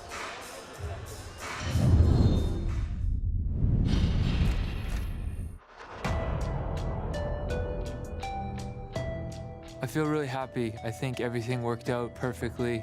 The year off at first seemed like a downer, but in hindsight, it's been a blessing. Gave me some ample time to make necessary changes in my life and in my training, and it's benefited me a lot, so I'm looking forward to putting that on display. Absolutely, I've made a lot of sacrifices, but I feel like now that I'm actually here in the bubble, I feel like it's only made me stronger mentally, knowing what I've gone through. So I'm gonna go and put it out on the line and have no regrets, you know? Going into this bubble, I had the choice, the obvious choice of letting it make me weak-minded about it or use it as something to build me stronger mentally, harden my mind and my body more. So when I go into the fight, I'm battle-hardened in my mind and my body. Even more so than the points, it's just my own objectives and goals in the sport going forward. I feel like this is a new era in my career, and I had a lot of time to reflect on how I want to leave my footprint on this sport. So I want to go out there and fight with no regrets and go in there to finish like I have been known for in my earlier career. Sean O'Connell and Randy Couture and Kenny Florian. And look, it's highly anticipated, it's long awaited. It is the debut of Rory the Red King McDonald happening here in the Professional Fighters League after a long pandemic-forced layoff. And fellas, he's the main event tonight, but the atmosphere here, there's pressure. Even if the points are all being scored at light heavyweight, you can't come out and lay an egg after some of the performances we've had here on ESPN Plus, Randy. Well, I don't think there's any way Rory McDonald's going to come out here and lay an egg. This guy is a tenacious competitor. He's literally been in the fight of the year a couple times. Those brawls with Lawler were amazing. He did an amazing job winning a championship in Bellator, and now he's here in the Professional Fighters League.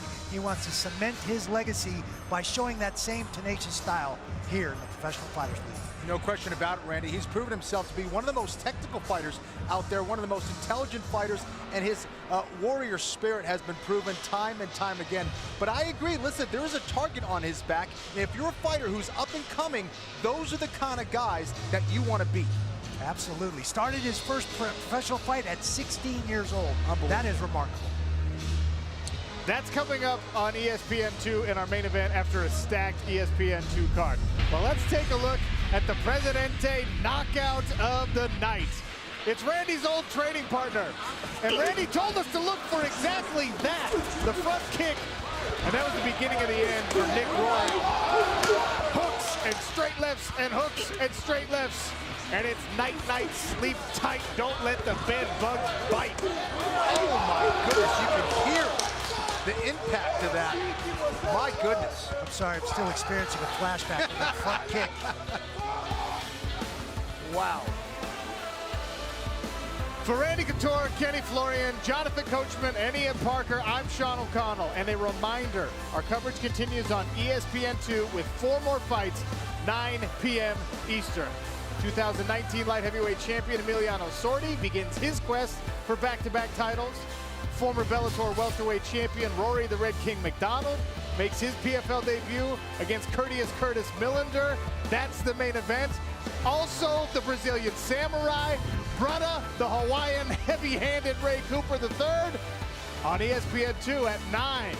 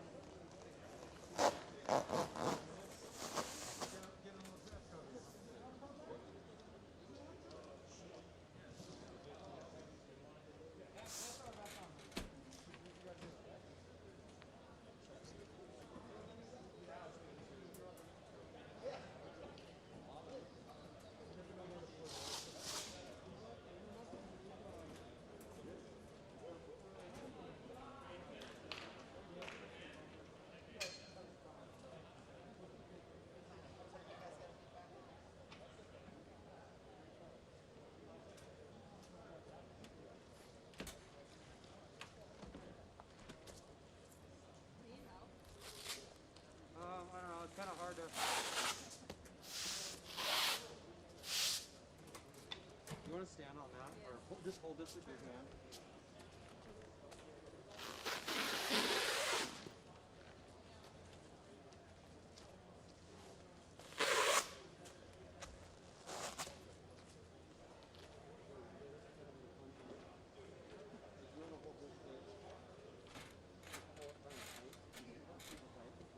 Don't let it touch. Leave it high.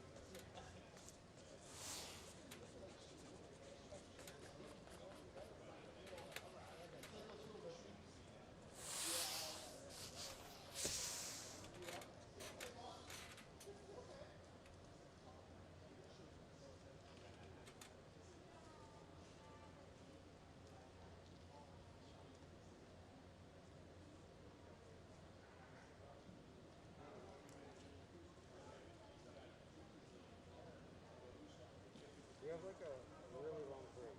Right now? Like literally like really long break. 9 o'clock? Yeah. So until like 15 till. Yeah. It's really weird. I've never had a break this long before. Yeah.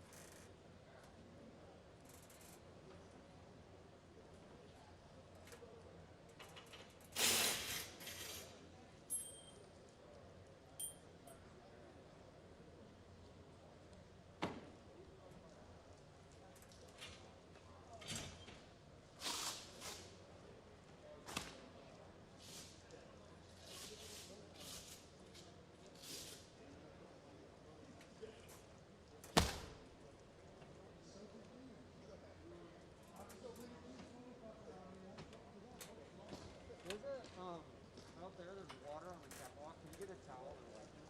Yeah. Thank you.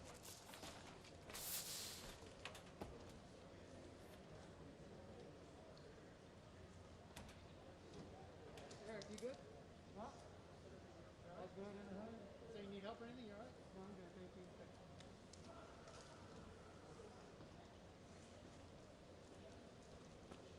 Or did you want to come and help and then say that you did it? I mean, when people ask, I'm saying like you need help feeding this, or you good? That's one of those things.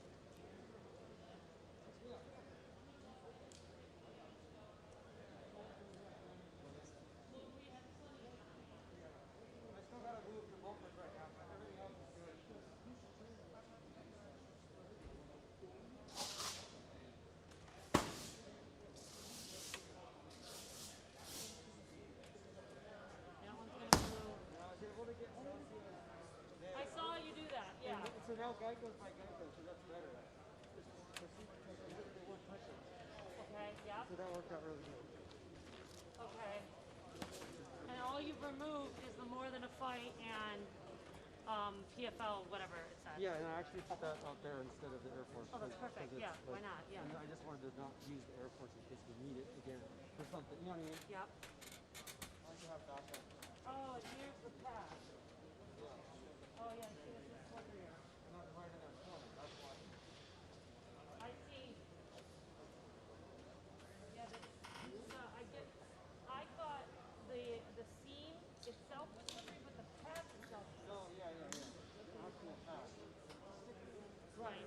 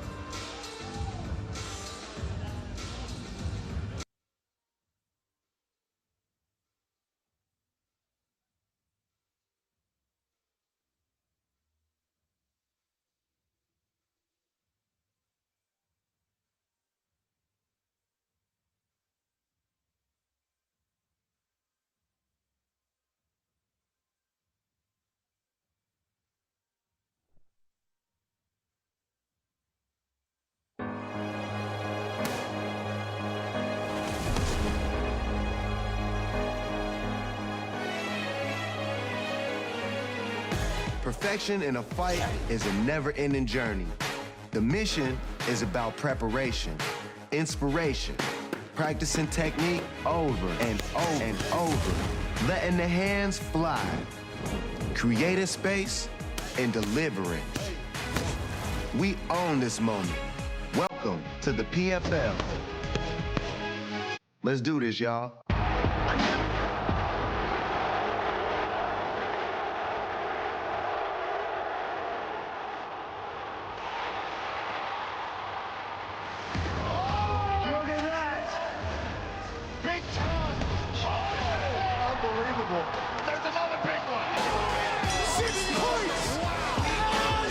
Tonight, welterweights and light heavies have to level up. Huge body kick by Sadibou. Emiliano Sordi, unbelievable. Victory! It's roof-raising, mind-blowing cage magic. The mind ready to go anywhere the battle takes you. It's more than a fight, it's a season. The PFL on ESPN.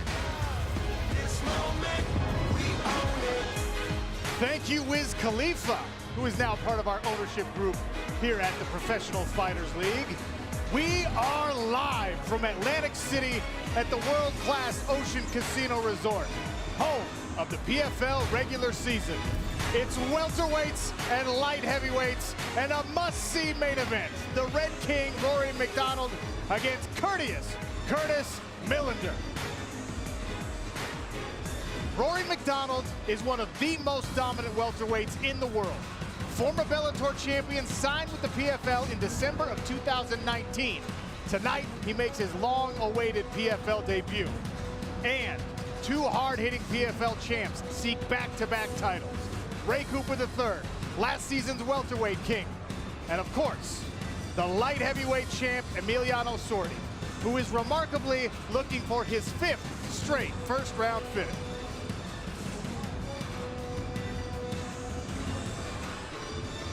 Welcome, fight fans, to Ovation Hall. I am Sean O'Connell, joined as always by the legendary Randy Couture and the MMA guru himself, Kenny Florian. It's been long awaited, highly anticipated, and it's finally here.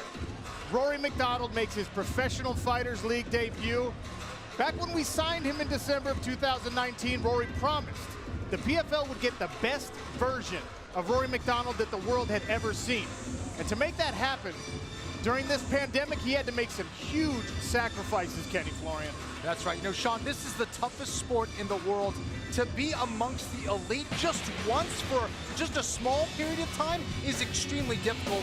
Rory McDonald has been one of the best welterweights in the world for several years. In order to do that, you need tremendous focus. You need to be constantly evolving. You need to be mentally tough. And this guy is all of that. He's a part of the new breed of mixed martial artists where he came in learning everything at once, and I can't wait to see him fight tonight. And Randy, with our featherweights and our lightweights, our first event of the regular season, upsets were the theme.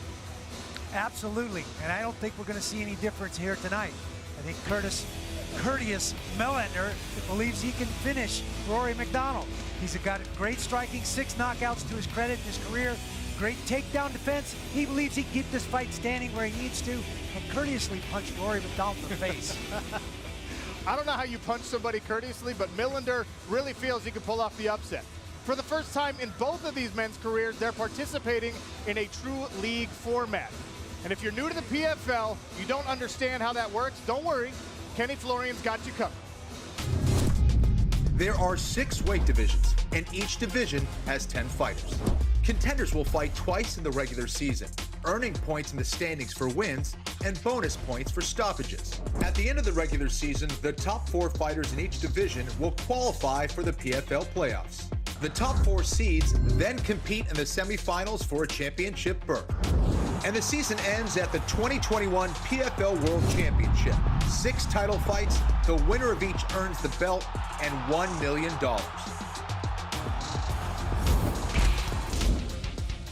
So that is the system, and everything is still wide open in the welterweight standings. Earlier tonight, we had an unfortunate situation with a inadvertent eye poke that resulted in a no contest. That means 1 point apiece for Nikolai, Aleksakhin, and Sadibou. Only the top 4 welterweights will advance to the playoffs. And speaking of advancing to the playoffs, Cezar Ferreira, making his PFL debut, did so with a bang.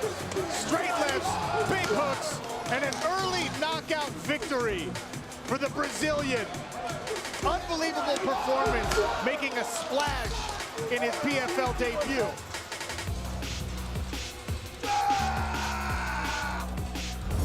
He's in a great spot, but he's got another regular season fight that he still has to compete in. Only the top 4 advance, and you can see points aplenty. Antônio Carlos Júnior with a first-round submission victory over Tom Lawler, and the Norwegian newcomer Marthin Hamlet, a second-round submission over Dan Spohn. Jordan Young gets a walkover victory after his opponent was unable to report to the card tonight. But still to come in the light heavyweight division is this man. In 2019, Argentina's Emiliano Sordi completed the most dominant season in PFL history. 5 fights, 5 finishes, the last of which all came in the very first round. The thing with Emiliano Sordi is that he's got it all as a striker. Big power, uppercuts, ground and pound. That was avenging a loss to Bozogita Taya, by the way. He can keep it at range. If you bring it in close, he's got the short uppercuts, he's got the nice hooks, and it's all precision and power. But even if you go to the ground, Kenny Florian, you're in trouble. That's right, he's an absolute assassin. There he is, on the ground, getting that rear naked choke with that body triangle. And you are not safe anywhere. Sordi, one of the best in the world for a reason. There he is, facing Jordan Johnson. Jordan Johnson had never been stopped prior to that fight against Sordi. There he is, getting finished there. Unbelievable. Can Emiliano Sordi make it 5 first-round finishes in a row? We find out next.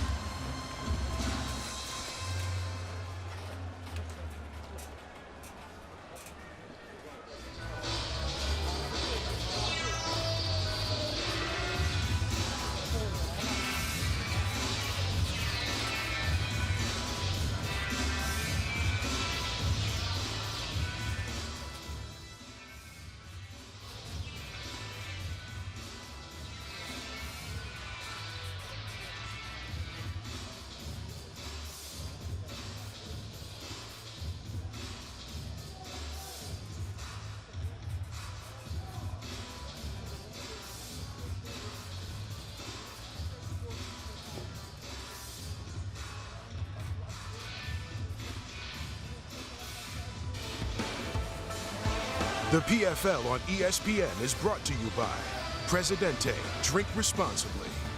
Geico, switch today and see all the ways you could save. CarParts.com. Get the right parts right now at CarParts.com. And by Rich Energy, the official energy drink of the PFL.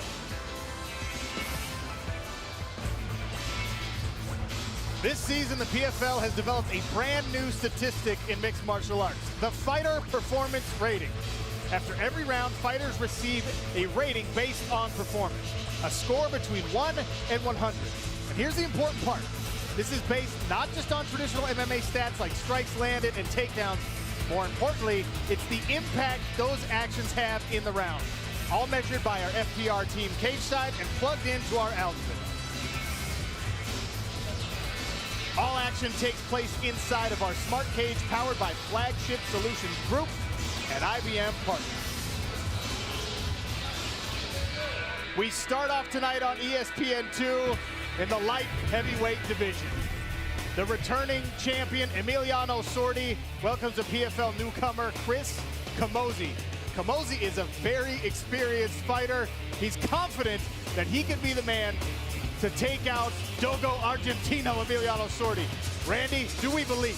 Camozzi may be new to the PFL, but he is not new to this sport. He's got almost 40 fights. He's had a fight camp change. He's training now at Genesis, and he feels like he had to battle with this new camp, new guys. Every single day was a fight with these new opponents. They didn't know each other very well, and that reinvigorated him. He's excited about the opportunity here. He definitely has the experience to win this fight. It's one hell of a way to make a debut against that man, Kenny Florian. That's right, he's just so relaxed. He's got the ability to find your chin from anywhere, has a propensity for sending his opponents into the shadow realm. And I'll tell you what, he's good on the ground as well, so watch out. We'll see how they match up physically in our tail of the tape presented by the U.S. Marines.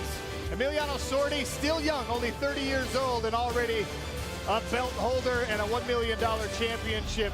The older Camozzi is more experienced. He has a 1-inch reach advantage in the arm. Advantage to Sordi on the leg reach. Lillian Garcia starts us on ESPN2. Well, good evening from Atlantic City with the 2021 regular season of the Professional Fighters League. We are ready to get this light heavyweight fight underway. So get fired up, cause it's about to get real. Introducing to you first, fighting out of the blue corner. He specializes in kickboxing and jiu-jitsu. Standing at 6'3", he officially weighs in at 204 pounds. In 39 professional bouts, this 15-year veteran has a record of 25 wins and 14 losses with 15 victories by stoppage. Fighting out of Denver, Colorado, here is Chris Camozzi!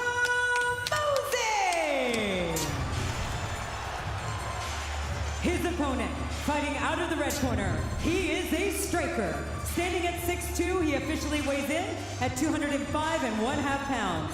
In 30 professional bouts, he has a record of 22 wins and 8 losses with 22 victories by stoppage.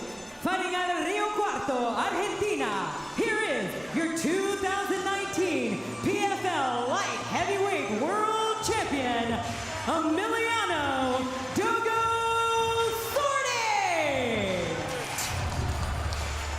Your referee in charge, Keith Peterson. Keith Peterson oversees the action for our first bout of this main card on ESPN2. Emiliano Sordi, the 2019 champion in the light heavyweight division in the gold trunks. Chris Camozzi making his PFL debut in the black and gray. Sordi, a heavy betting favorite as we start the card on ESPN2. Touch of the gloves, Camozzi in the southpaw stance. Inside leg kick from Camozzi. He rushes in, can't really land. Nice right hand and a jab afterward from Emiliano Sordi. Yeah, Sordi dangerous, whether he's moving forward or going backwards. Camozzi, mainly known for his leg game, has really been working on his boxing as of late. These guys are going at it, not wasting any time. Camozzi doing a pretty good job of moving his head and not being an easy target to hit. Another inside leg kick, and he eats a right hand for it. Again to the low leg. Looked like that one might have hurt a little bit for the offensive man. Looks like Camozzi's having some trouble getting his footing there in the canvas. Knee to the body in the clinch there from Sordi. Tries to get some distance. Keith Peterson says it's not an eye poke, keep fighting. Nice left hand from Camozzi on the way in. Camozzi caught him. And a jab cracks for Emiliano Sordi. Stalking his dogo. Camozzi firing right back. Just over 1 minute in, and they're already getting after it here in light heavyweight action. Yeah, both these guys have landed some big shots so far. Nice right hand. Sordi on the way out. Camozzi's got to be careful of standing too tall. Those hooks of Sordi will come out. Randy, we saw Camozzi have some success with a clinch and dirty boxing. A few of those little short uppercuts snuck through. Did a nice job with the collar tie, attached himself to Sordi, landed some nice little uppercuts and hooks from that position. Sordi good enough to move his head and clear that position. Tell you what, that inside low kick from Chris Camozzi has landed 5 or 6 times already. Yeah, that's where he's having the most amount of success, but he has had some good chances with his dirty boxing. Nice left hand from Camozzi there as well. Good exchange from both men. Just as promised, excitement here in our first light heavyweight bout of the ESPN 2 card. Every win in Emiliano Sordi's career has come via stoppage. He's looking for points in the light heavyweight standings.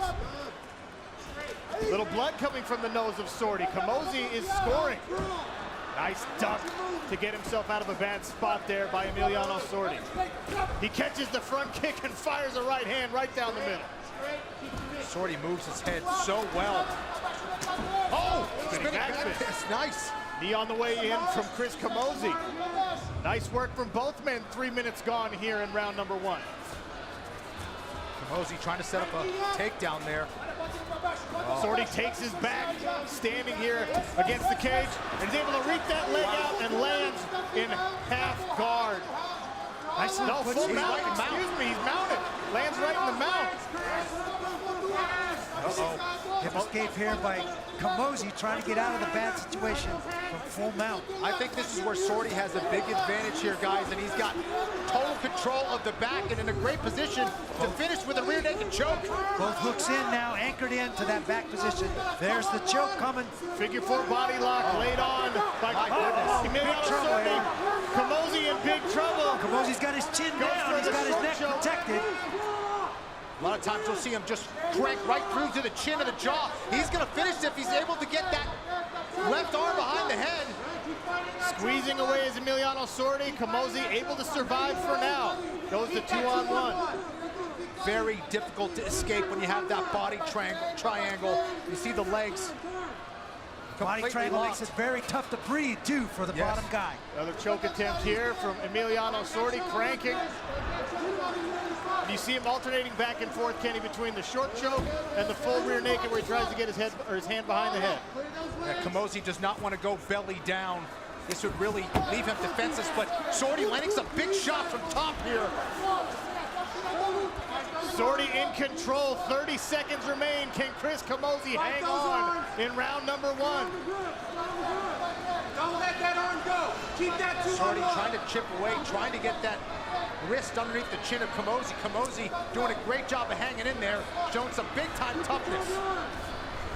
Here comes the 10-second clapper. It does appear that Chris Camozzi will see round number 2. Emiliano Sordi, Chris Camozzi, and a round 2 ahead on ESPN 2.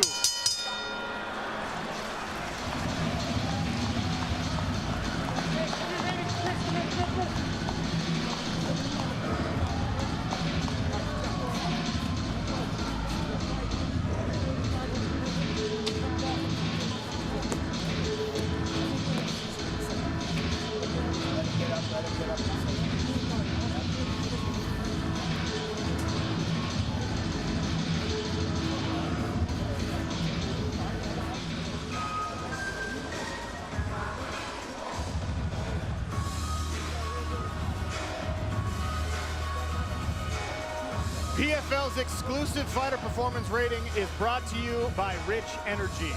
A score from 1 to 100 based on the impact of your performance inside the cage. Every fighter, every round. We'll see how Emiliano and Chris Camozzi scored out in round number 1. Sean O'Connell, Randy Couture, Kenny Florian. Cage side here at Ovation Hall in Atlantic City. Sir, you ready? Sir, you ready? Fight. Touch of the gloves to start round number 2. Chris Camozzi looks to be the little bit fresher fighter at this stage of the fight. Yeah, a lot of deep breaths from Emiliano Sordi. The verdict fan vote says that that was a 10-9 round for Emiliano Sordi and a strong performance from the returning champion, 92 in the FPR. Randy, I agree with you. Nice Sordi right hand. really worked hard in that first round to try to get Camozzi out of there, but he's going right back to work here. Emiliano Sordi spent the first 7 months of lockdown without the ability to train. He took it upon himself to feed his community in Argentina because of all the troubles with the pandemic. Pretty amazing thing to step up and do. The right hand is finding a home on the chin of Chris Camozzi, but he's wearing them, which what we've seen from Sordi's power, that's an accomplishment in and of itself. Nice leg kick again, and a knee attempt. Sordi does a great job of moving that torso and moving his feet to avoid those punches from Camozzi. That time the balance came loose after a kick from Camozzi. And Camozzi waiting in, being the aggressor here. There's that collar tie again. Sordi punches him off. Body shots from Chris Camozzi. Camozzi needs to continue using those kicks to the inside of the leg. He's finding a lot of success with that, and that will slow Sordi down.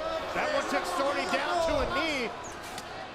He shakes his head as if it meant nothing, but when you go down like that, it means something. Another one from Chris Camozzi. That inside low leg kick is scoring, as I mentioned in the first round, and over again. Nice hook from Sordi. This time it's Sordi on his back. It looked like Sordi landed the heavier punch, but it was Camozzi that got the knockdown there. I'm not sure if it was a slip or a knockdown, but either way, Camozzi's in a great position here in half guard. Working with the left hand on the head and face of Emiliano Sordi. And Randy, you talked about how Camozzi looked like the fresher fighter here. You don't want to be on bottom when you're winded. Absolutely not. And then make the guy, you have to react to the guy on top of you who's throwing punches and trying to put you in a very bad situation. Nice defense there by Sordi, grabbing the left wrist of Chris Camozzi, and now he'll work to turn his way out. It looked like Sordi was trying to attack the leg, try to get a leg entanglement on that left leg of Camozzi, and Camozzi taking full advantage of that slip off of an attempted leg kick from Sordi. Sordi trying to get that underhook, now trying to get on the side of his hip, try to get back to his feet, or working a sweep to try to get his hips underneath the hips of Camozzi. Nice pressure and top control from Chris Camozzi. Emiliano Sordi known for his striking, but he's no slouch on the ground. And now he bellies out to get away. Corner position by Sordi. I think he's hoping to find a way to explode to his feet and get out of this situation. There's some hand control, working his way up. Sordi drags, Camozzi drags him back down. And now Sordi's able to work up to his feet, and he takes Chris Camozzi back to the ground. We saw him here in round number 1. Wow, I mean, this may come down to conditioning, guys. These guys have been working non-stop for every minute of every round, and now it's Sordi starting to turn the tables on Camozzi here as he works to try to pass the guard. Only one fight in Emiliano Sordi's career has gone even into the 3rd round. He's not accustomed to fighting this hard, this deep. Up kick attempt by Camozzi as Sordi tries to exit.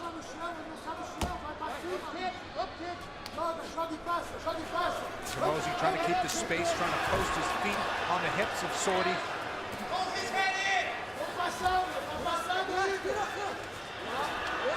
Sordi unable to pass, goes back to standing, attempts nice little Sordi's in trouble. Sordi's in big trouble. What's going on, but he's definitely in trouble. Yeah, I think he's exhausted as well, guys. Camozzi did a great job of keeping him at bay, and once he got to his feet, he landed a great shot as he got to his knees and feet. Emiliano Sordi now leaning on Chris Camozzi. Grueling fight here.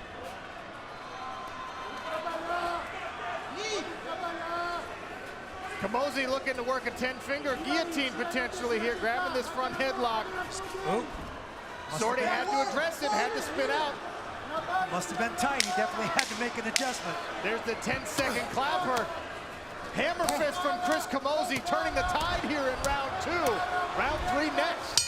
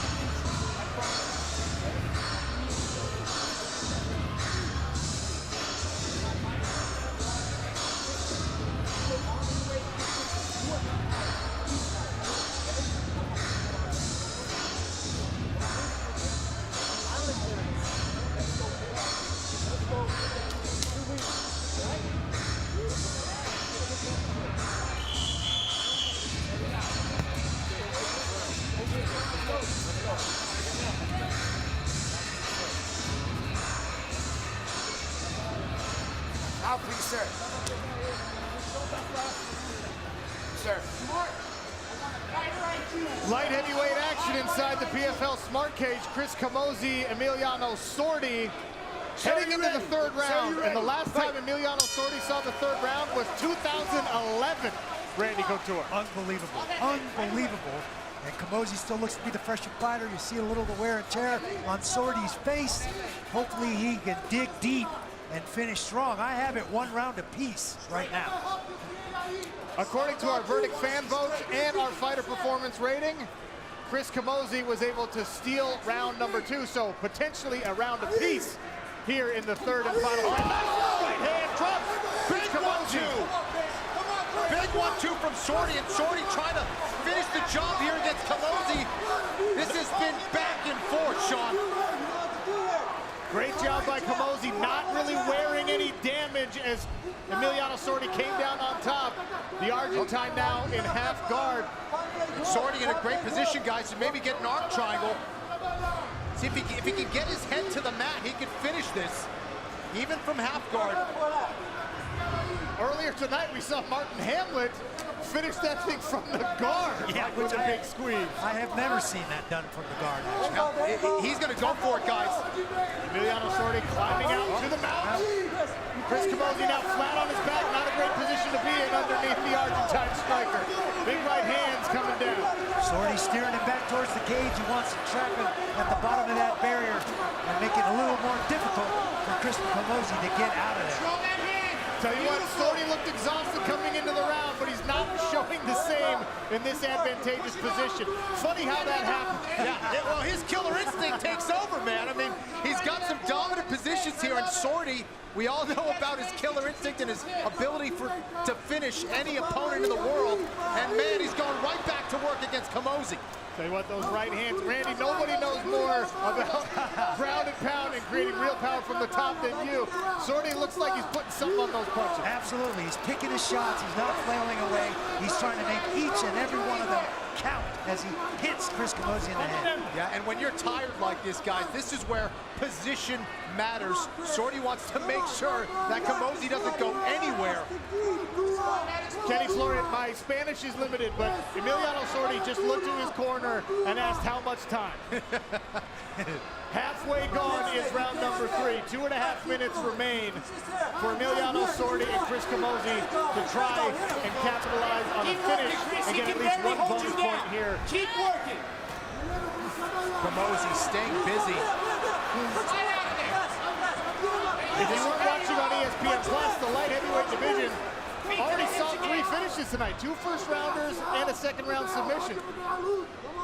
So even a finish here still puts you in 4th place, and only the top 4 light heavyweights make the playoffs. I mean, have we had a theme for the PFL this season, or what? There are 2 regular season fights. Every point counts. Sordi goes to work with the left hand. Chris Camozzi is stuck. Wrist control on the far side for Emiliano Sordi. Sordi's got that seatbelt position that gives him a free hand and traps Camozzi and allows him to chip away at him. Yeah, and this is a battle of space, guys. If you're on offense, you want to take away that space. If you're on defense, you're trying to create as much of it as possible. Sordi just staying right on Camozzi right now. Heavy pressure from the top in the half guard.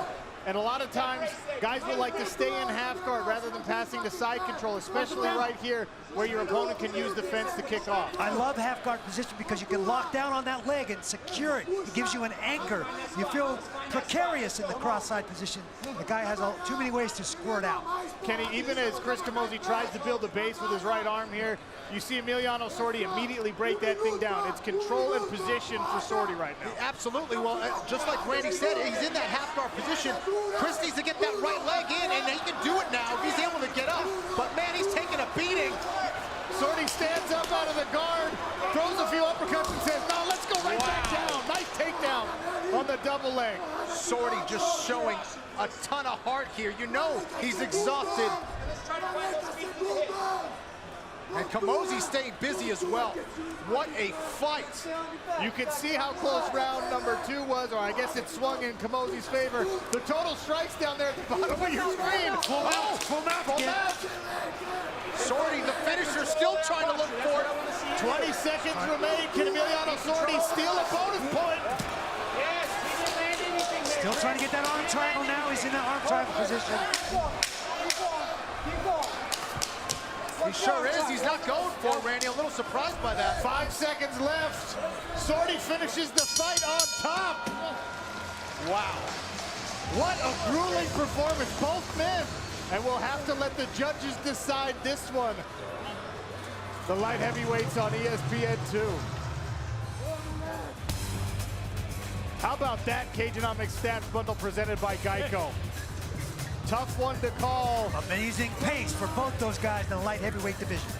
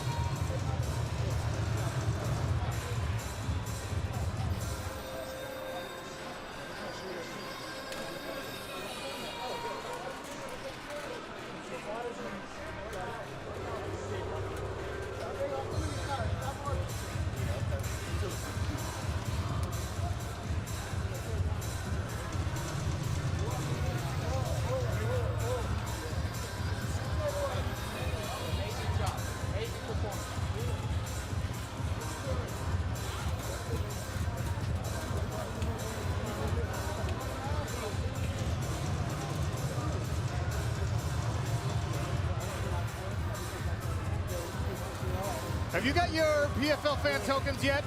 You can vote on fighter bonuses and many other polls throughout the season. You win grand prizes, merchandise, and once-in-a-lifetime experiences. Download the Socios.com app and impact the action today.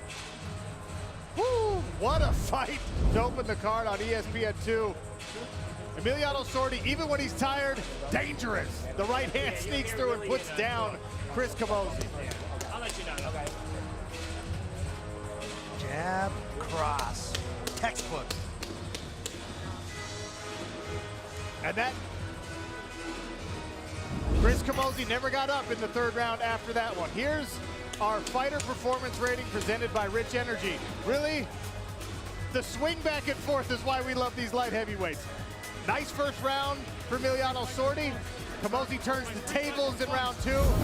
Sordi scores the knockdown and the heavy control from the top position in the 3. Verdict, MMA. Let's see what we've got here with verdict. The fans get to be the judge. Here's how the fans scored the fight. Round 1 for Sordi, round 2 for Camozzi, round 3 for Sordi for a 29-28 final score.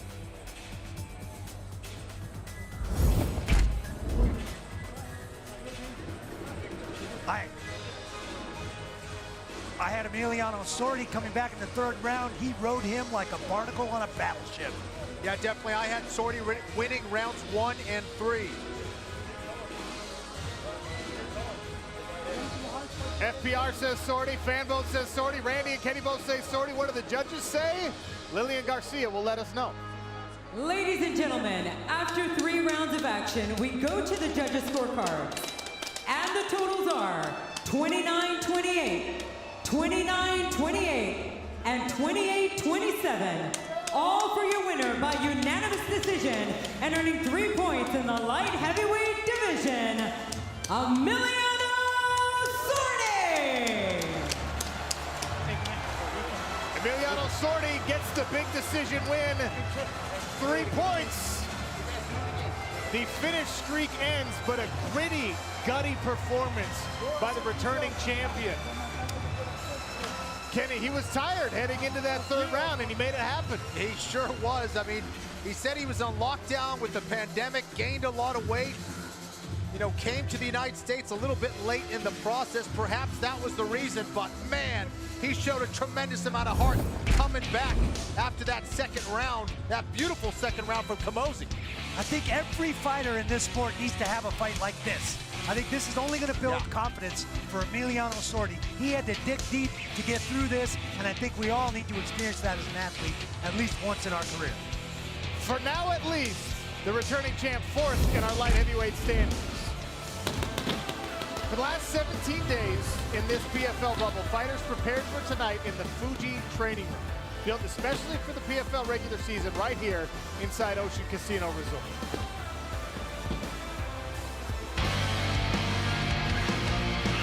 Coming up next, a Brazilian tilt in the welterweight division. Gleison Tibau. The Brazilian samurai, João Zeferino. Points, standings, and bragging rights on the line for these 2 Brazilian veterans. Next on ESPN2.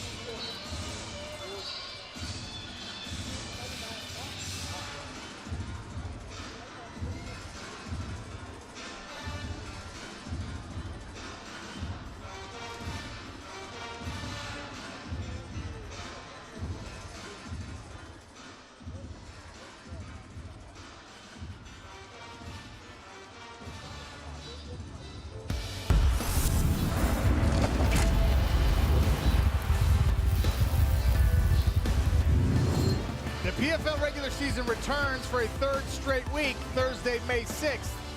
Former UFC heavyweight champion Fabricio Verdun makes his PFL debut, and 2019 women's lightweight champion and two-time Olympic gold medalist Kayla Harrison starts her quest for back-to-back titles. That coverage begins 5:30 Eastern on ESPN+. It continues at 9 p.m. on ESPN2. Heavyweights and women's lightweights only a week from tonight. We continue the action here on ESPN2 in the welterweight division, an all-Brazilian tilt. João Zeferino, the Brazilian samurai, versus the savvy veteran Gleison Tibau. Randy Couture, this man made his professional MMA debut in 1999, and he's still going strong. What do you think of Tibau? He's got amazing ability in the clinch to smother a guy and pressure a guy, and he feels that's a game plan to win here against Zeferino tonight. I like him at this weight. I think he was cutting way too much weight throughout his career. He looks to be energetic. He's got a lot of experience, and it's going to be interesting to see how he solves the puzzle of João Zeferino. And it's quite a puzzle, Kenny Florian. Yeah, well, I'll tell you what, Zeferino has a knack for finishing a lot like the last fighter we just saw, Emiliano Sordi. He's good on the ground. He can throw a barrage of combinations. He's dangerous with his kicks. He's been working very hard. I saw him fight several years ago. He seems like a completely different fighter to me. Take a look at our tale of the tape presented by the Marine Corps. 37-year-old Tibau, 35-year-old Zeferino. 1 inch reach advantage in the arms for the Brazilian samurai, 2 inches on the legs. And Lilian Garcia starts them off. The PFL is proud to welcome fighters from all over the world. And in this next fight in the welterweight division, it features 2 Brazilian black belts and submission artists. Introducing to you first, fighting out of the blue corner. He stands at 5'8" and officially weighs in at 170.5 pounds. In 49 professional fights, this veteran has a record of 35 wins and 14 losses, with 18 wins by stoppage. Fighting out of Rio Grande do Norte, Brazil, here is Gleison Tibau. And his opponent, fighting out of the red corner. He stands at 5 feet 9 inches tall and officially weighs in at 171 pounds. In 33 professional bouts, he has a record of 24 wins and 9 losses, with 20 wins by stoppage. Fighting out of Florianópolis, Brazil, here is the Brazilian samurai, João Zeferino. Your referee in charge, Vitor Shaolin. 3 5-minute rounds of 170-pound PFL action. João Zeferino in the blue and red trunks. Are you ready? Gleison Tibau in the black and gray. Touch of the gloves. Tibau comes out as a southpaw, and immediately Zeferino starts to paw the jab. Now a right hand.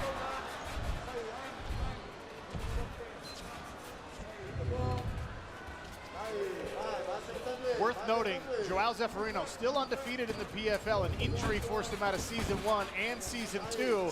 He has yet to lose inside the smart cage. Tibau's got to watch out for that right hand and right kick from Zeferino.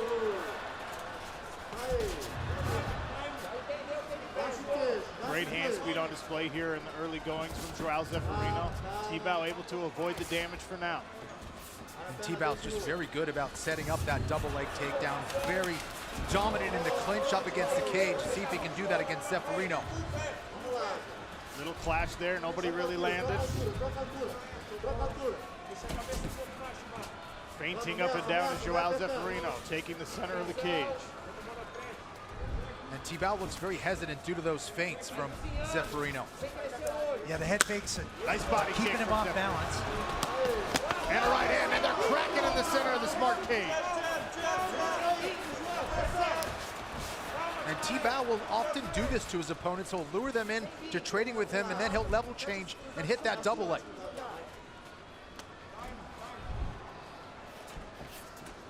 These two actually trained with each other about a week ago, not knowing that they're going to fight. Nice counter combination by Zeferino. That time, it was the jab landing for Gleison Tibau. Zeferino throws one back.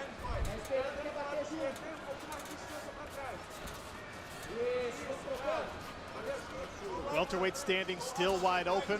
Only one fight on our ESPN Plus card in the welterweight division. Resulted in a no contest. Nice body kick again, this time partially caught by Tibau. PFL MMA, the only true sports league format in the sport. Regular season, playoffs, and a championship. Zeferino pushes Tibau against the cage. Little clinch work here, Randy, but nice little spin by Zeferino. Put Tibau to his knees for a second, but Tibau right back up, not having any of it. Yeah, Zeferino trying to go for that guillotine there on Tibau. The problem is you can't find his neck. Where is it? It's a minor miracle that Gleison Tibau ever made 155 pounds. Much more comfortable here at 170.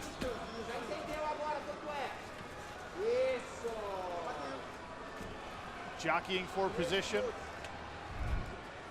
This is a position where Tibau is much more comfortable here.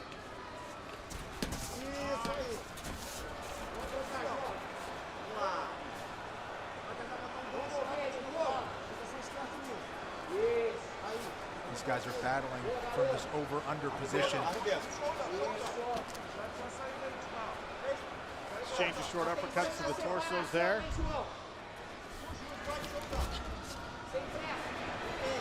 Randy, this is Greco. What do these guys need to do? Well, Zeferino's got his lock. He's got a body lock there. Tibau choosing to keep his hands open, and that gives him a chance to settle his hips back and keep him lower. He's already naturally a little lower anyway. But elevation is key when you're in a body lock situation like that. They separate and back to the striking exchange they go. 4 minutes gone in round number one. Ray Cooper III, returning welterweight champion, in the bottom right corner of your screen. Coming up in our co-main event tonight. Right hand misses for Zeferino. Head kick misses. That counter hook almost landed on the back of Zeferino's head because he was spinning. I'm surprised that Zeferino hasn't gone with that rear leg more often. João Zeferino continues to paw the jab.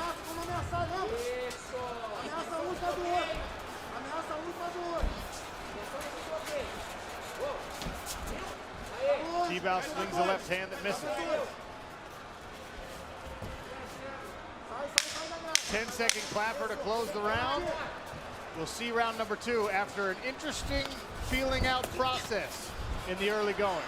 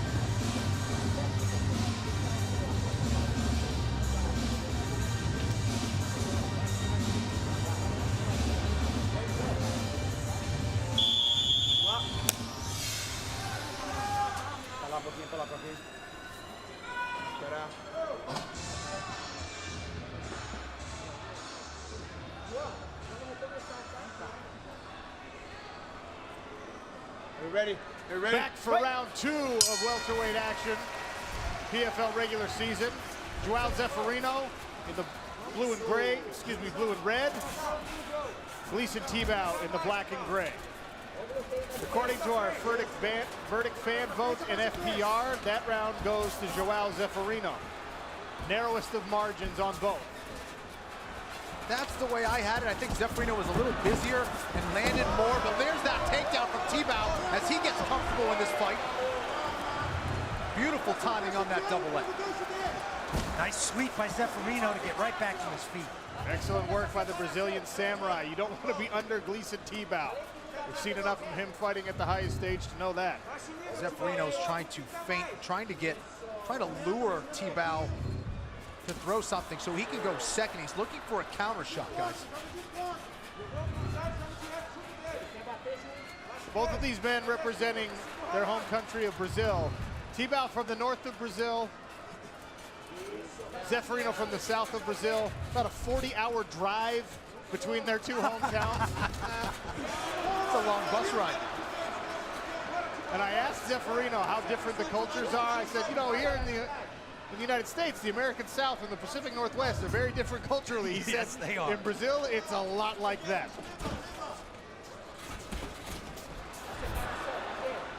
Zeferino shoves off. Nice little off-balance attempt by Zeferino. Tried to catch Tibau's head. Tibau wasn't having it. He was quick to react.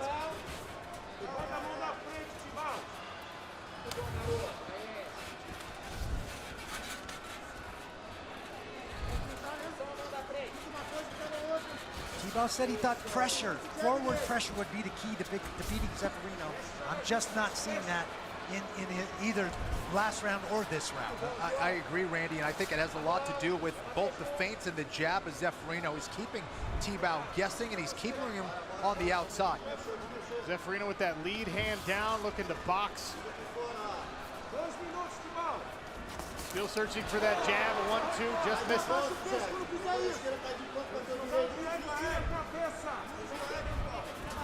Zeferino searches with another right hand.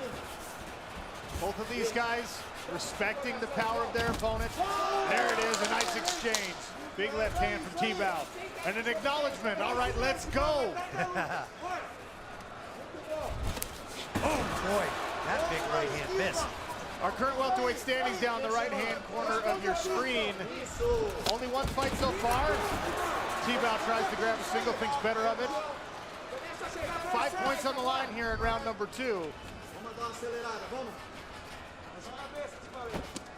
Body kick from João Zeferino.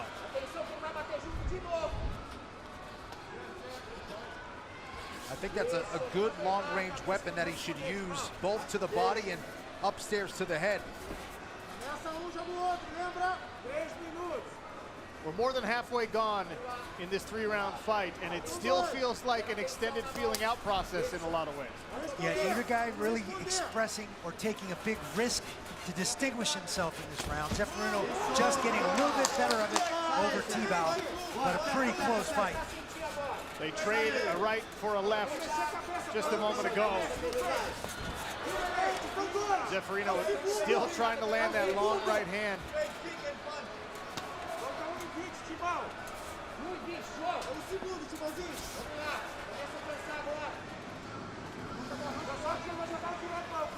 Zeferino continues to paw the jab and moves back. Hey, there's Rory McDonald, the Red King, set to make his debut in our main event coming up later. He'll be looking for points in the welterweight standings. Double jab in the left hand. João Zeferino is able to stay out of range. Inside of 1 minute remaining here in round number 2. Feints for the takedown and comes upstairs with a hook. Blocked by Tibau.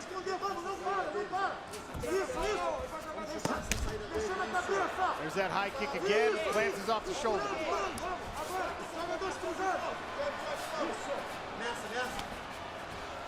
I can't help but wonder, is this fighting style influenced somewhat by the fact that only 1 point has been scored in our welterweight standing? It's interesting. They don't have to take a risk and score more points because they're still in the ball game. Also brings up your FPR algorithm. Tibau had a takedown, but he really wasn't able to do anything with that takedown. So did that score any more than landing a jab or landing a kick? I don't think so. And a little grappling exchange there to end round number 2.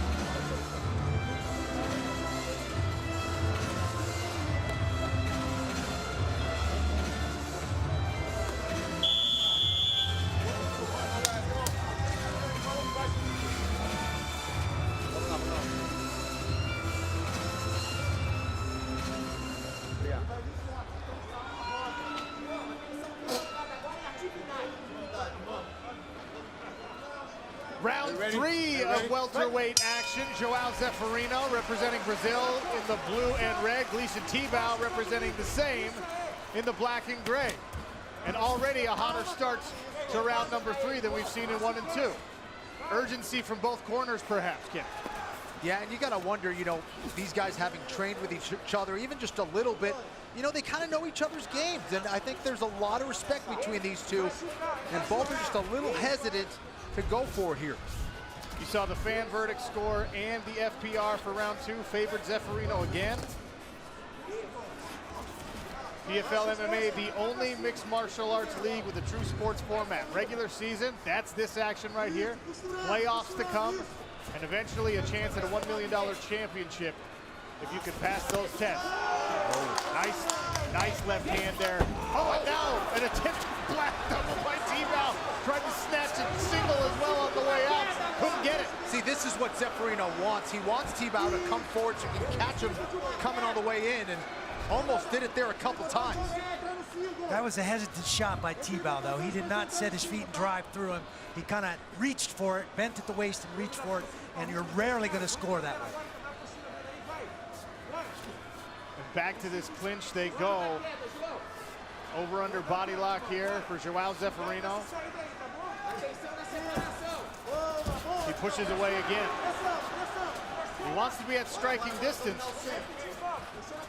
Tibau perhaps feeling a little bit more urgency and need to be aggressive here in round number 3. Another feint there from Zeferino.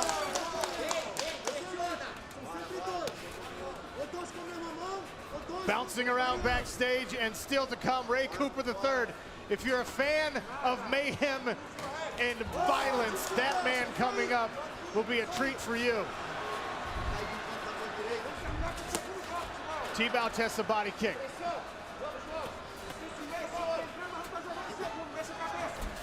Inside 3 minutes here in round number 3. Gleison Tibau, João Zeferino, strategic. Still potentially 4 points in the regular season standings if one of them can get a finish here in round number 3. Nice leg kick. Body shot landed there for Zeferino. Nice right hook from Tibau as well.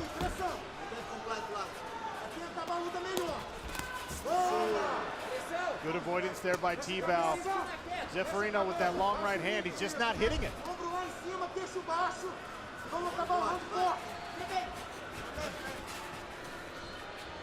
Yeah, Tibau's doing a good job of shifting his weight back. He's blading his body, trying to protect that head, but he's not generating as much offense as you typically see from Tibau.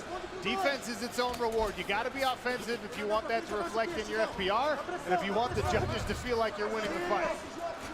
Defense does not score in mixed martial arts. It just protects you. There we go, a nice exchange. 2 right hands from Zeferino and a check hook from Gleison Tibau. And again, a little clash right in the center. Slip from Zeferino and a right hand. Both guys slipping. Nice right hand by Zeferino there. Backed Tibau up. Inside 90 seconds. Still time for a finish.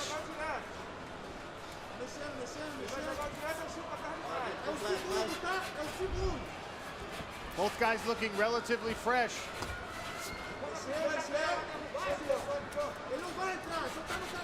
I think the difference in activity is Zeferino has been able to find his range much better because of that jab. Tibau really has just kind of looked for that left hand again and again.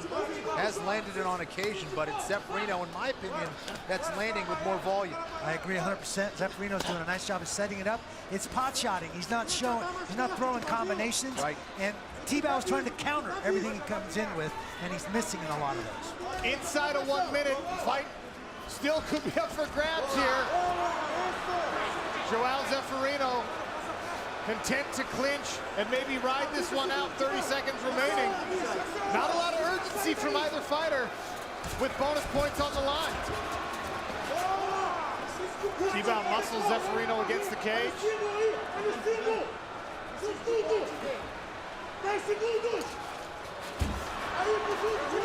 Tibau grabs the single and a left hand. The 10-second clapper serves as impetus for a little bit of action. Nice knee from Gleison Tibau.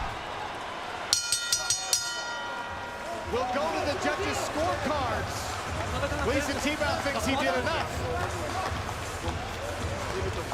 We'll take one look at the Cagenomics stat bundle presented by Geico. I don't envy the judges in this one.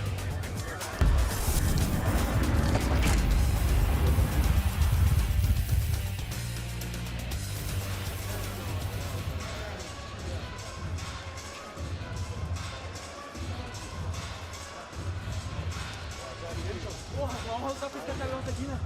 Porra. Tá muito demais, lá tem tração, cara. Tem tração pra entrar.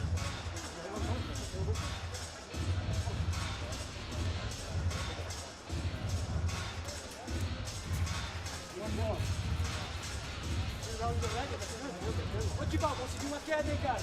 Porra, eu não consegui uma queda aqui. Caiu de joelho, cara. Ele também derrubou, né? Ah, é.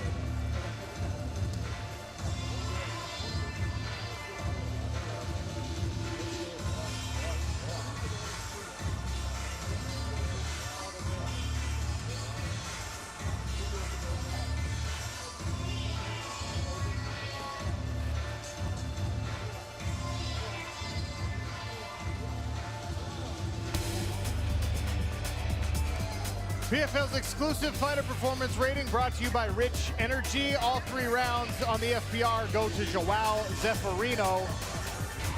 Randy, who do you have? I have João. Very close decision. Kenny? Yeah, I had Zeferino as well. I had him winning all 3 rounds. It was close, but all 3 rounds for Zeferino. Let's check out the Verdict Global Scorecard. With Verdict, the fans get to be the judge. They agreed with FPR. They said that João Zeferino edged out Gleison Tibau in this one. So, unanimous across our platforms. We'll see what the judges think of it with Lillian Garcia. Ladies and gentlemen, after 3 rounds of action, we go to the judges' scorecards.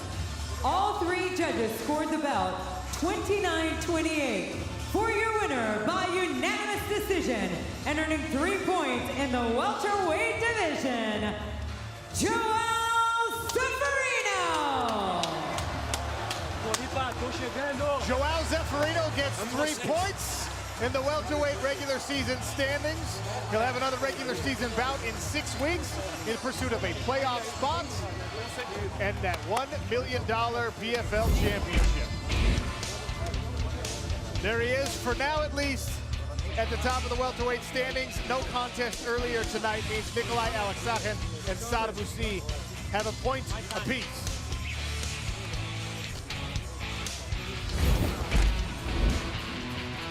Coming up next, another barn burner in the welterweight division.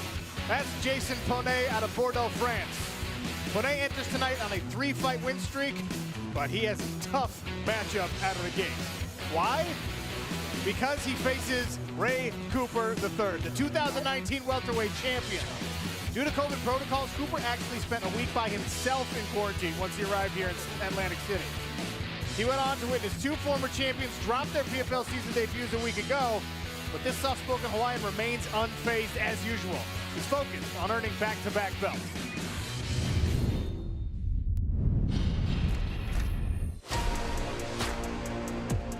Stuff happens and you get dealt crappy cards, and you just gotta go with the flow.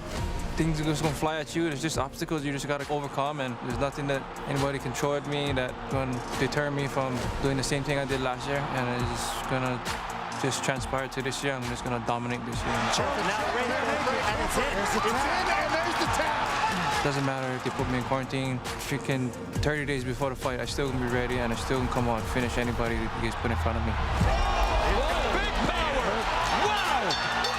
I did this before. You just gotta keep your mind off of things you cannot control and just focus on the task at hand. Oh! Collar puts Anthony Pettis down. I really don't care of any of them. I have no ties to them. That's their problem. It ain't my problem. I don't come in there to point fight. I come in there to take guys out. And it's striking his knockout victory! Down goes the action ball! Ray Cooper the third! I'm not looking to go to no decisions in any of my fights. Oh, another body shot! He shot his something hurt him. There it is! Cooper the third! Pounds out David Michaud!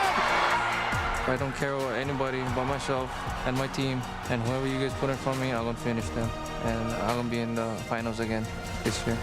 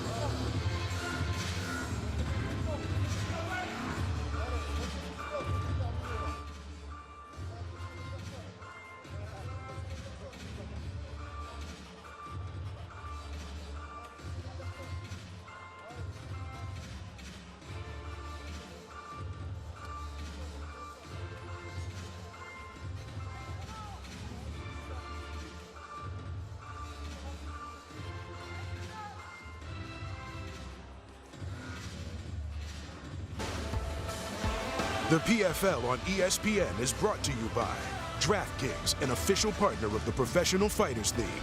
Air Force Reserve, explore your opportunities. CarParts.com, get the right parts right now at CarParts.com. And by Ocean Casino Resort, home of the PFL regular season. Welcome back. Let's take a look at the Rich Energy Fighter Performance Rating Rewind. Emiliano Sordi in round 3 scores a 98. The only way you get 100 is with a finish. A near finish and 3 minutes of control. That gets you close to 100. Sordi gutted this one out. Steals the decision away from Chris Camozzi.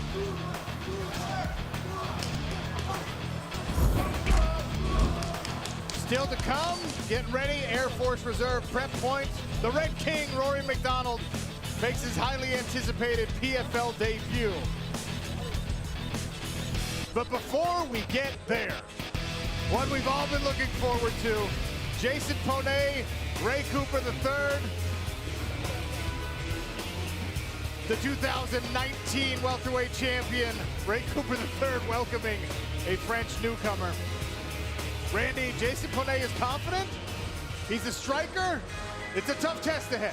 Well, he's a counter striker. He's had 20 Muay Thai fights. He's on wushu takedowns. Sometimes that forward pressure, and we know that's how Ray Cooper fights, can lead you right into those counter punches and those counter takedowns.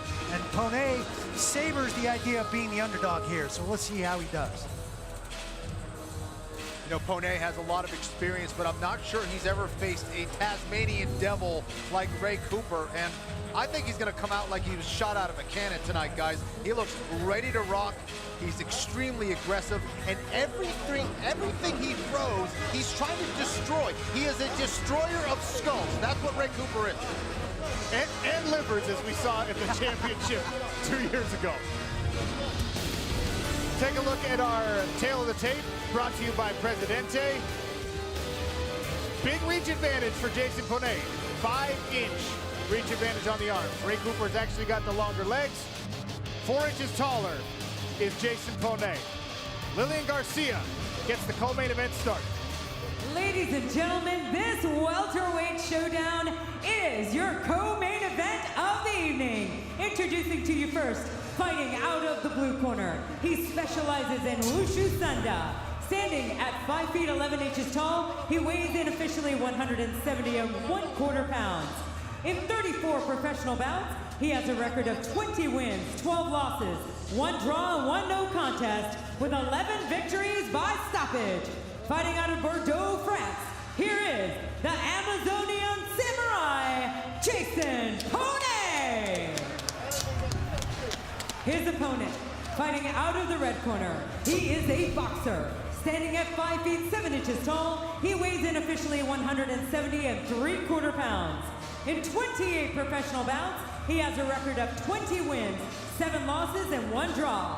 Fighting out of Pearl City, Hawaii, here is your 2019 PFL Welterweight World Champion, Brada Ray Cooper III. Your referee in charge, Gary Copeland. Gary Copeland, the third man inside of our Smart Cage, powered by Flagship Solutions Group and IBM partner. Ray Cooper the third in the blue and red. Jason Ponet in the black and gray. As anticipated, Cooper comes forward. Jab from Ponet. Ponet is a very slick striker and has some nifty takedowns if he gets to the clinch, if he can time you. Ponet in a southpaw stance. Single leg attempt by Ponet. Sprawl here from Ray Cooper III. He's a state champion wrestler and trains with a bunch of other state champion wrestlers in his home gym out there in Pearl City. Ponet presses him against the cage. Knee from Ponet. Here's where Ponet's Muay Thai style will pay dividends in this clinch, if he can create some space and get some combinations off. Kenny, not a bad strategic decision to try and lean on Ray Cooper. And up and down, Ray Cooper slams Jason Ponet. Caught the leg and picked him up. It was up to that point, Sean. Nice takedown there. I should say, not a takedown, a slam there by Ray Cooper. Oh, and he's in a great position for an arm triangle. If he can slide his left knee across the belly, he can get out to the left side of Ponet and finish this. A lot of pressure, big squeeze. Yeah, he might finish this right now. He's out. Jason Ponet surrenders. Ray Cooper III submits Jason Ponet for a quick 6 points.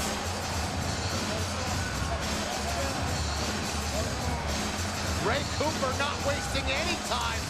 Right after the slam, that arm went across the body of Ponet. Ponet still doesn't know what happened. He had his arm across his body. And Ray Cooper, being the finisher that he is with that killer instinct, got his head to the mat, and it was all over. Very similar position to what we saw in the ESPN Plus card with Marthin Hamlet, except this was from that half guard position. I tell you what, if you've got a certain size of deltoid and you've got a certain strength of lat, you can squeeze that shoulder choke out. Woo, boy. What a lovely takedown there. Ponet was landing that knee, and then he caught it. Lifts him up, puts a little extra juice into it there with that slam. And it was a tragic mistake here from Ponet. And there you see that shoulder driven across the carotid artery of Jason Ponet. The darkness was closing in. He tapped, and then he went out. Cageonomics stats bundle. How about that? No strikes landed for Ray Cooper III, but still a finish. You never know what you're going to get.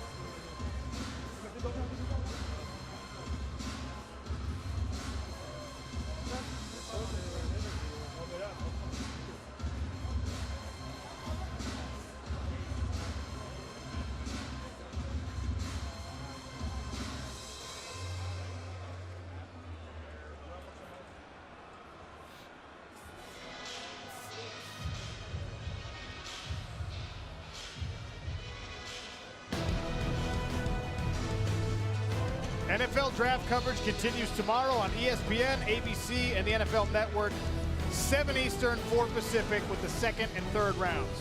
You can always watch it on ESPN Deportes, the ESPN app, or listen to it on ESPN Radio from anywhere. Lillian Garcia has the official decision. Ladies and gentlemen, the stoppage comes officially at 1 minute and 23 seconds into round number 1. Submission by arm triangle choke, earning 6 points in the welterweight division, Ray Cooper III.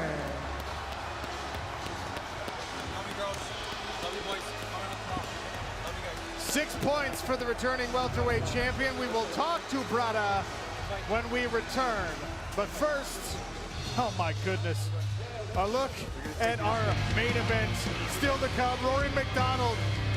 After so long waiting, we see the Red King making his PFL debut, but that man, Curtis Millender, feels like there's an upset brewing. Does Courteous Curtis have what it takes to dethrone the Red King? We find out coming up on ESPN2.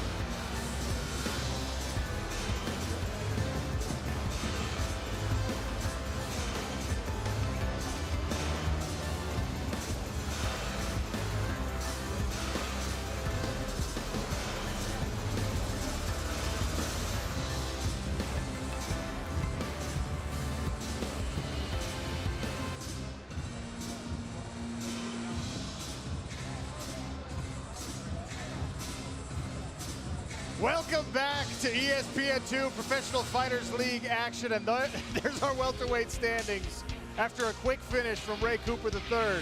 First round finish means 6 points, and I have our winner. He came all the way to Atlantic City from Pearl City, Hawaii.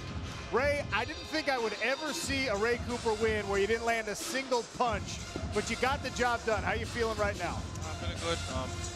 Yeah, I wanted to stand, but he didn't clinch me, and I'm not going to shy away from wrestling. Wherever the fight goes, I'm ready for go to standing to the ground, and I'm not going to go away from a fast finish because we need the points, and I think only 4 guys going to make them to the playoffs, so you got to score fast. Yeah, it's a tighter playoff picture this year. 6 points puts you in a good position. You still got 1 regular season fight left. What do you expect in that? I'm going to do the same thing. Like I told you, I'm going to finish them wherever the fight goes. I'm looking for the finish every time. I'm not looking to play around. You like wrestle, I can wrestle. You like grapple, I can grapple. You like strike, I can strike.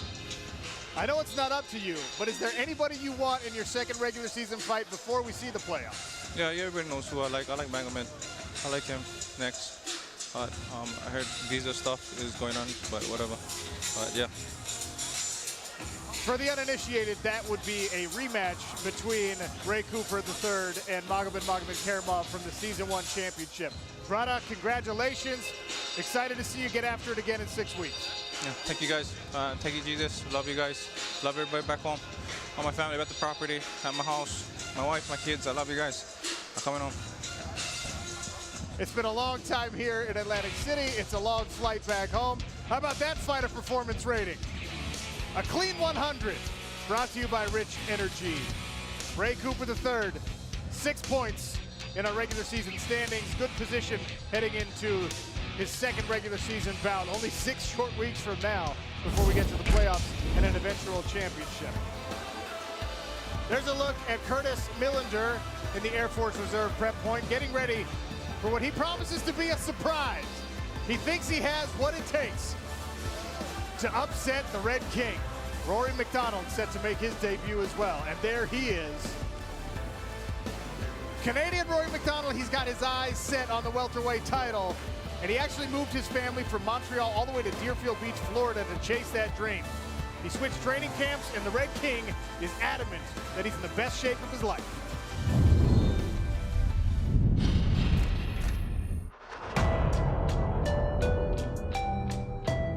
I feel really happy. I think everything worked out perfectly. The year off at first seemed like a downer, but in hindsight, it's been a blessing. Gave me some ample time to make necessary changes in my life and in my training, and it's benefited me a lot, so I'm looking forward to putting that on display. Absolutely, I've made a lot of sacrifices, but I feel like now that I'm actually here in the bubble, I feel like it's only made me stronger mentally, knowing what I've gone through. So I'm gonna go and put it out on the line and have no regrets, you know? Going into this bubble, I had the choice, the obvious choice of letting it make me weak-minded about it or use it as something to build me stronger mentally, harden my mind and my body more. So when I go into the fight, I'm battle-hardened in my mind and my body. Even more so than the points, it's just my own objectives and goals in the sport going forward.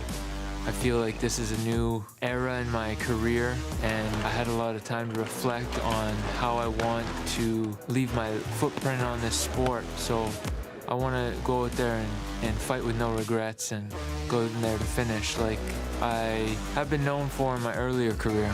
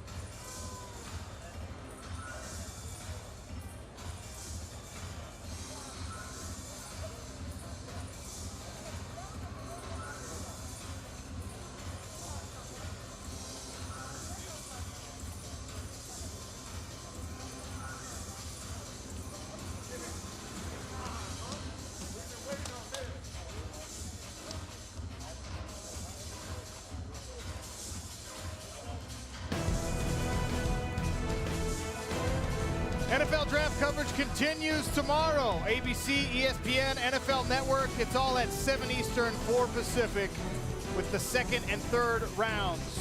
You can watch it on ESPN Deportes. You can watch it on the ESPN app, or you can listen to it on ESPN Radio from anywhere. Take a quick look at our welterweight standings before our main event. Ray Cooper III, returning champion, 6 points after he puts Jason Ponet to sleep with a first-round arm triangle choke. Only the top 4 advance to the playoffs. These two gentlemen will be competing for points in those welterweight standings. Curtis Millender taking on the Red King, Rory McDonald, who makes his final highly anticipated debut. Kenny Florian, Rory McDonald, we've talked about him a lot, we've talked to him a lot. This is it, the debut finally happening. He promised us the best version of himself. And I think we're gonna see it. This is a fighter with a ton of experience. Again, an elite fighter in the welterweight division for several years now. He's been working extremely hard for this and wants to show all of his new tricks tonight. It's a lot of sacrifice on the line for Rory McDonald and his family to finally get here. Millender's got a lot at stake too. He's got a 6-year-old all the way down to a 10-month-old, 3 boys that he's fighting for. Rory McDonald moved from Canada to Florida. TriStar to Sanford MMA. This is a guy who's synonymous with Canadian MMA. He had to relocate to the States. And that's the guy who looks to pull off the upset tonight. Randy, he really believes to the core of his being he could do it. He absolutely says he's dreamt about this fight for a very, very long time. And this format really suits him. He believes winning this season will be huge for him and his family. Millender, McDonald. We take a look at the tail of the tape brought to us by Presidente. Millender, 2 years older, 2 inches taller, but he gives up a reach in the arms to the Red King, Rory McDonald. How does it play out? The main event with Lillian Garcia. Ladies and gentlemen, this is the main event, and it is in the welterweight division. Introducing to you first, fighting out of the blue corner, he is a striker. Standing at 6'2", he weighs in officially at 171 pounds. In 24 professional bouts, he has a record of 18 wins with 6 losses, with 6 victories by knockout. Fighting out of Fullerton, California, by way of San Bernardino, here is Curtis Millender. His opponent, fighting out of the red corner, he is a mixed martial artist. Standing at 6 feet tall, he weighs in officially at 170.5 pounds.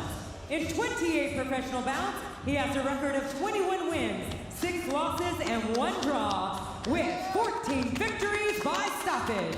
Fighting out of Montreal, Quebec, Canada, here is the Red King, Rory McDonald. Your referee in charge, Keith Peterson. Rory McDonald, heavy betting favorite coming into the main event tonight. Keith Peterson will oversee the action. Curtis Millender, black and gray trunks. Rory McDonald in the red and blue. Sir, are you ready? Sir, are you ready? Fight. And just like that, main event underway. They take the center of the cage. Both in the orthodox stance.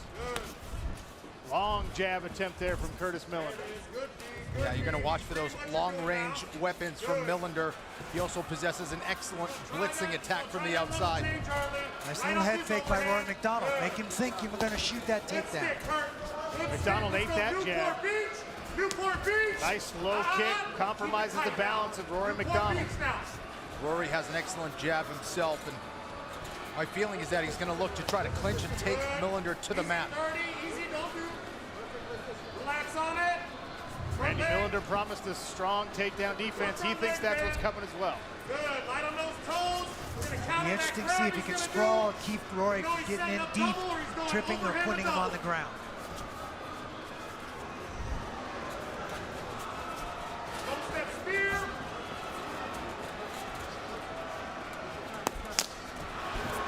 High kick attempt there there from Curtis Millender, slaps off the arms of Rory McDonald.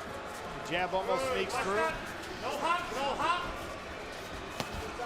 Hook tested out there by Rory McDonald. There's the entry.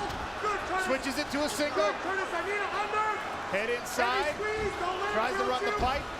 Nice defense so far from Curtis Millender. Start the motorcycle, Curtis. Start the motorcycle with that leg. Get back here. Get back to Roy's got to be careful in here. He spent a lot of energy trying to score this takedown. That's a lot of wear and tear on the arms. Let's get a lead in. Good balance here by Curtis Millender. McDonald using the head to try and dump Curtis Millender back over his own right hip. Roy trying all the tricks, changing directions, trying to run the pipe, trying a little cross pick. Good, Curtis, you're good right here. You're good. McDonald thought about a double leg transition. Millender spread the legs. McDonald thought better of it. Millender doing a good job of defending this takedown so far. Rory looking for that double leg. He's trying to clasp his hands around both of the legs of Millender. If he can do that, it's going to be a much easier takedown. He's getting pretty deep with that knee position. There's Just the like hand that. lock right there. He gets him, and that is enough to score the takedown. Millender surrenders it. Yeah, Millender is not in a good position. Rory already in half guard in advancing position. Oh, Millender gets up the back. Hooks in for Rory. He's going to flatten him out, and from here it's going to be pretty easy. Rear naked choke. Millender building the base, a couple hammer fists for him to think about. And he rolls. Rory McDonald has the left wrist of Curtis Millender. Can't protect himself with it. Good. Put some pressure on that leg. Put some pressure on this trigger floor over here. 2 minutes left. 2 minutes is a long time to have the Red King on your back, Kenny Florian. It sure is. The coach for Curtis Millender is trying to tell him to put some pressure on the left leg of Rory McDonald. There is a little footlock attack you can do from that position, but very difficult to do. And now Millender is on the wrong side. Rory McDonald working to try to get that arm underneath the neck of Millender. Nice defense so far from Millender. Some heels to the thigh for him to think about. There's the rear naked choke underneath the chin. Will it be enough? Millender peels the top hand off.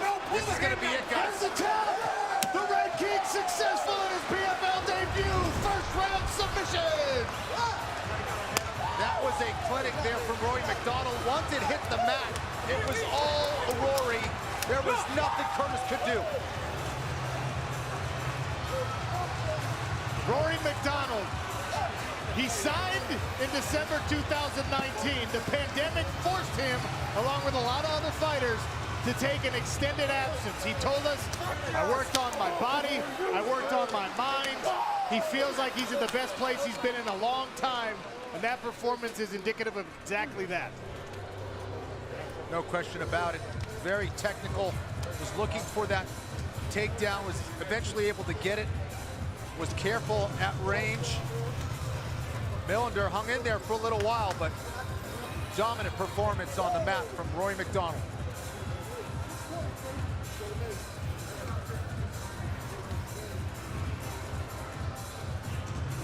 We'll take a look at the Cagenomics stat bundle presented by Geico. It was early, and it was a submission. The takedown really spelled the difference for Rory McDonald.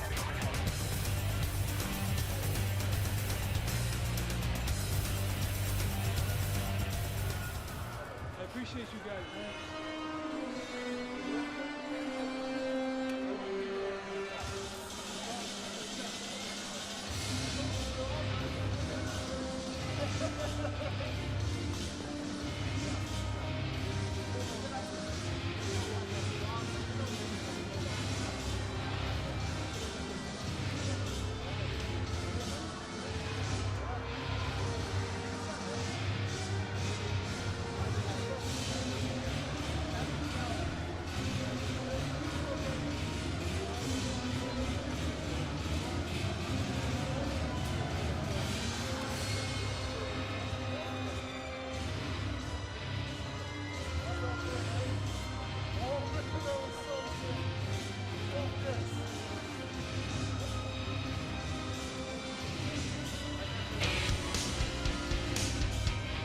Our co-main event and our main event, first round finishes via submission. Ray Cooper III was just a little bit faster, so he gets a prettier 6 points, I suppose.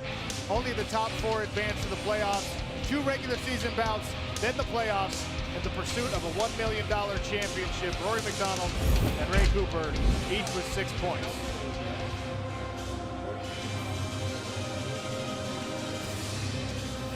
And Rory McDonald still drilling inside the cage.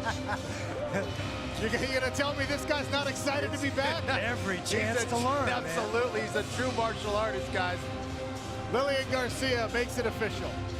Ladies and gentlemen, the stoppage comes officially at 3 minutes and 38 seconds of round number 1. Submission by rear naked choke, earning 6 points in the welterweight division, Rory McDonald.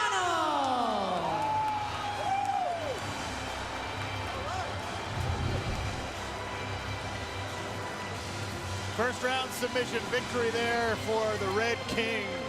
It took us a long time to get this man inside the smart cage. Randy, this is a lot of what we thought might happen. Yep, he was calculated. He found his distance, shot in on that double, and Millender did a great job of countering for as long as he could, but he finally got his grip, got his hands locked, and was able to pull those legs out. And then he was tactically just softening him up, working, making Millender fight until there you see it. He's got it locked in, and he switches it off to a bulldog, and there's no way you're getting out of that there. Millender forced to tap. I thought it was brilliant the way he unlocked his legs, and not only did he try to strike the legs of Millender with those heel strikes, but it also gave Millender a false sense of security that he can move, and when he did move, that's when he got that rear naked choke. Just brilliant stuff there from Rory. Yeah, it looked like a master class on the ground. You don't want Rory McDonald on your back. That's a public service announcement for all you welterweights.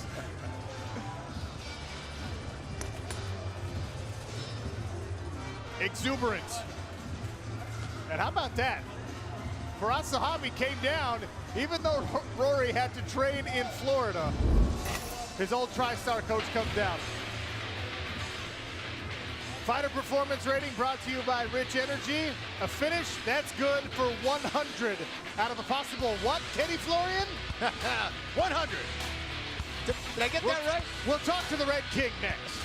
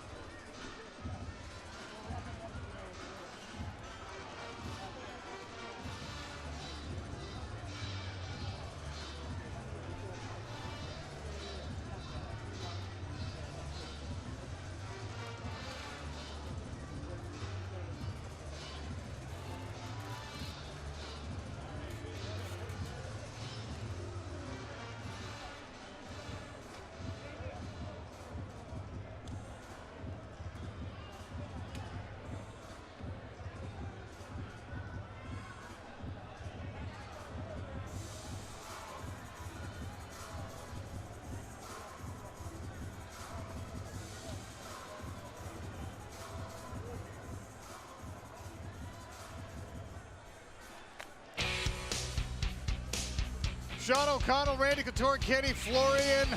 Happy to be beside the PFL Smart Cage and take a look at our welterweight standings. Top 4 fighters advance to the playoffs. Right now, Ray Cooper III in first place, Rory McDonald in second, both with 6-point first round submission finishes tonight. João Zeferino, he got a decision victory over his fellow Brazilian Gleison Tibau. Nikolai Aleksakhin and Sadibou, unfortunately on ESPN Plus, had an inadvertent eye poke, which ended in a no contest. That's good for 1 point apiece as they head into their second regular season bout. I'm happy to be here with the Red King, winner in his PFL debut. Rory, it's been a long and winding road since you signed in December of 2019. Does this make it all worth it? Yeah, I put in a lot of work, a lot of sacrifice over 2020 and this year, so I'm really glad to be here and have a good performance like that. It was a great performance, 6 points. We saw you working for the takedown. You got on his back, and Kenny Florian pointed this out. You started the heel strikes on his thigh, which made him think about not only the heel strikes, but I think maybe lured him into feeling like he could move, and that's really what allowed you to cinch in the choke. Yeah, just an old school technique. I've been training since I was a kid. When you get on the back and you can't kind of work that choke in, you just hammer that thigh with, or the liver or whatever with the heel.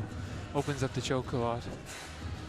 And even after you got that choke locked in, the arm underneath, we saw you switching back and forth from the true rear naked to kind of the short choke and the big squeeze. You get it done for 6 points. Beautiful performance. Thanks a lot, I appreciate it. What are you feeling heading into your second regular season bout after a win like that? Really good. I talked to one of the owners. They said they were gonna change the mat. I was having a lot of trouble with my stand-up. I wasn't able to do my usual stuff because I was just slipping everywhere. So they confirmed they got a new mat coming, so I'll be able to do my striking a lot better. Last thing before I let you go here, I know you were getting ready for your own bout, but did you get a chance to see the returning welterweight champion, Ray Cooper III, and his performance? No, I was warming up. I looked away, I looked back up, and they had stopped the fight, and I didn't see what happened.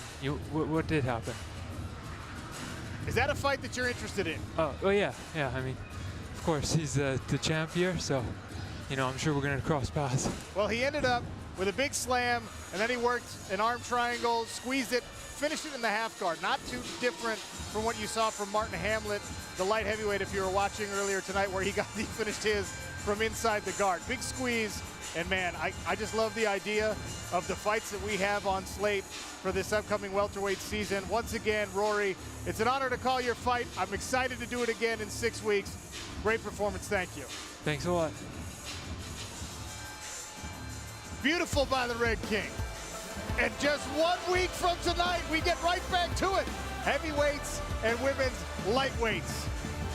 Former UFC heavyweight champion Fabricio Verdum will make his PFL debut. And 2019 women's lightweight champion and two-time Olympic gold medalist, Kayla Harrison. She starts a quest for back-to-back titles, and she does it against an unfamiliar backdrop. Her life has changed dramatically since we saw gold around her waist. My life has changed pretty much a 180 from 2019 until 2020, and not for the reasons that I think people suspect. Obviously, I won a lot of money, and I became an MMA world champion, all goals of mine, all things that I wanted to accomplish. But in 2020, I also became a mom. No, I didn't give birth. I became the guardian of my niece and nephew. What sound does a dog make? My mother had custody of my niece and nephew, Kayla and Emery, November of 2019, right before the championships. My mother had a stroke. I said, let me take them. I can do it. When it comes to do or die, and when it's that moment when it gets real, who you're gonna call? You call Kayla. You know, that's my job, that's what I do. I rise to the occasion, and I consider this no different. You know, I'm gonna rise to the occasion for these kids and give them the best possible life I can. It's so hard because I love them so much, and I so badly want to get it right for them. Like, I thought that I wanted to be the best in the world so bad. Take that feeling and multiply it by 100,000. Like, that's how I feel for these kids. I just cannot tell you how full my life is now. And I think that's made me, in a way, more dangerous as a fighter. Having them just gives me all of that more motivation. I want to put food on our table. Like, it's my job to take care of them. And I will beat the crap out of somebody if they try to take that away from us. Like, you're gonna take my belt? You're not taking my belt. You just watched history, ladies and gentlemen. Kayla Harrison continues her streak of excellence. My goal has always been to wake up and be the best possible version of myself, whether it's being a fighter, whether it's being a mother. You know, that is my goal, to be the best possible mom I can be, to be the best possible fighter I can be, and to wake up and be the best version of Kayla every single day. The first ever women's 155-pound championship.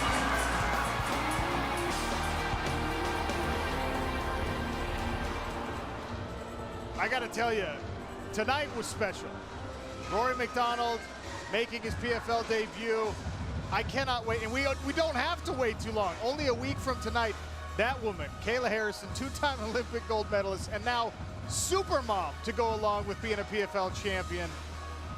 It's 1 week away. I can't wait to see it. Randy, that's a big change. We're all parents, and it changes life completely. Absolutely, but it sounds like she's put it in the right place. She's using that as motivation to continue her journey in mixed martial arts, to continue to be a champion, and now she's got one more reason, one more layer on that onion to be successful and continue to put in work. And that's Absolutely. those kids.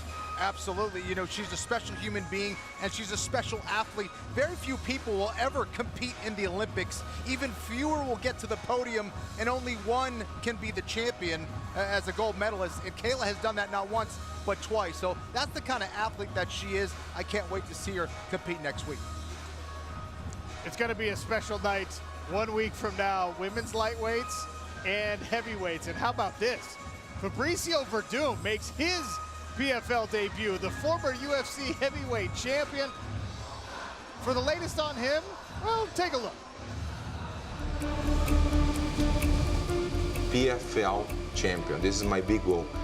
I have a huge house in Brazil, but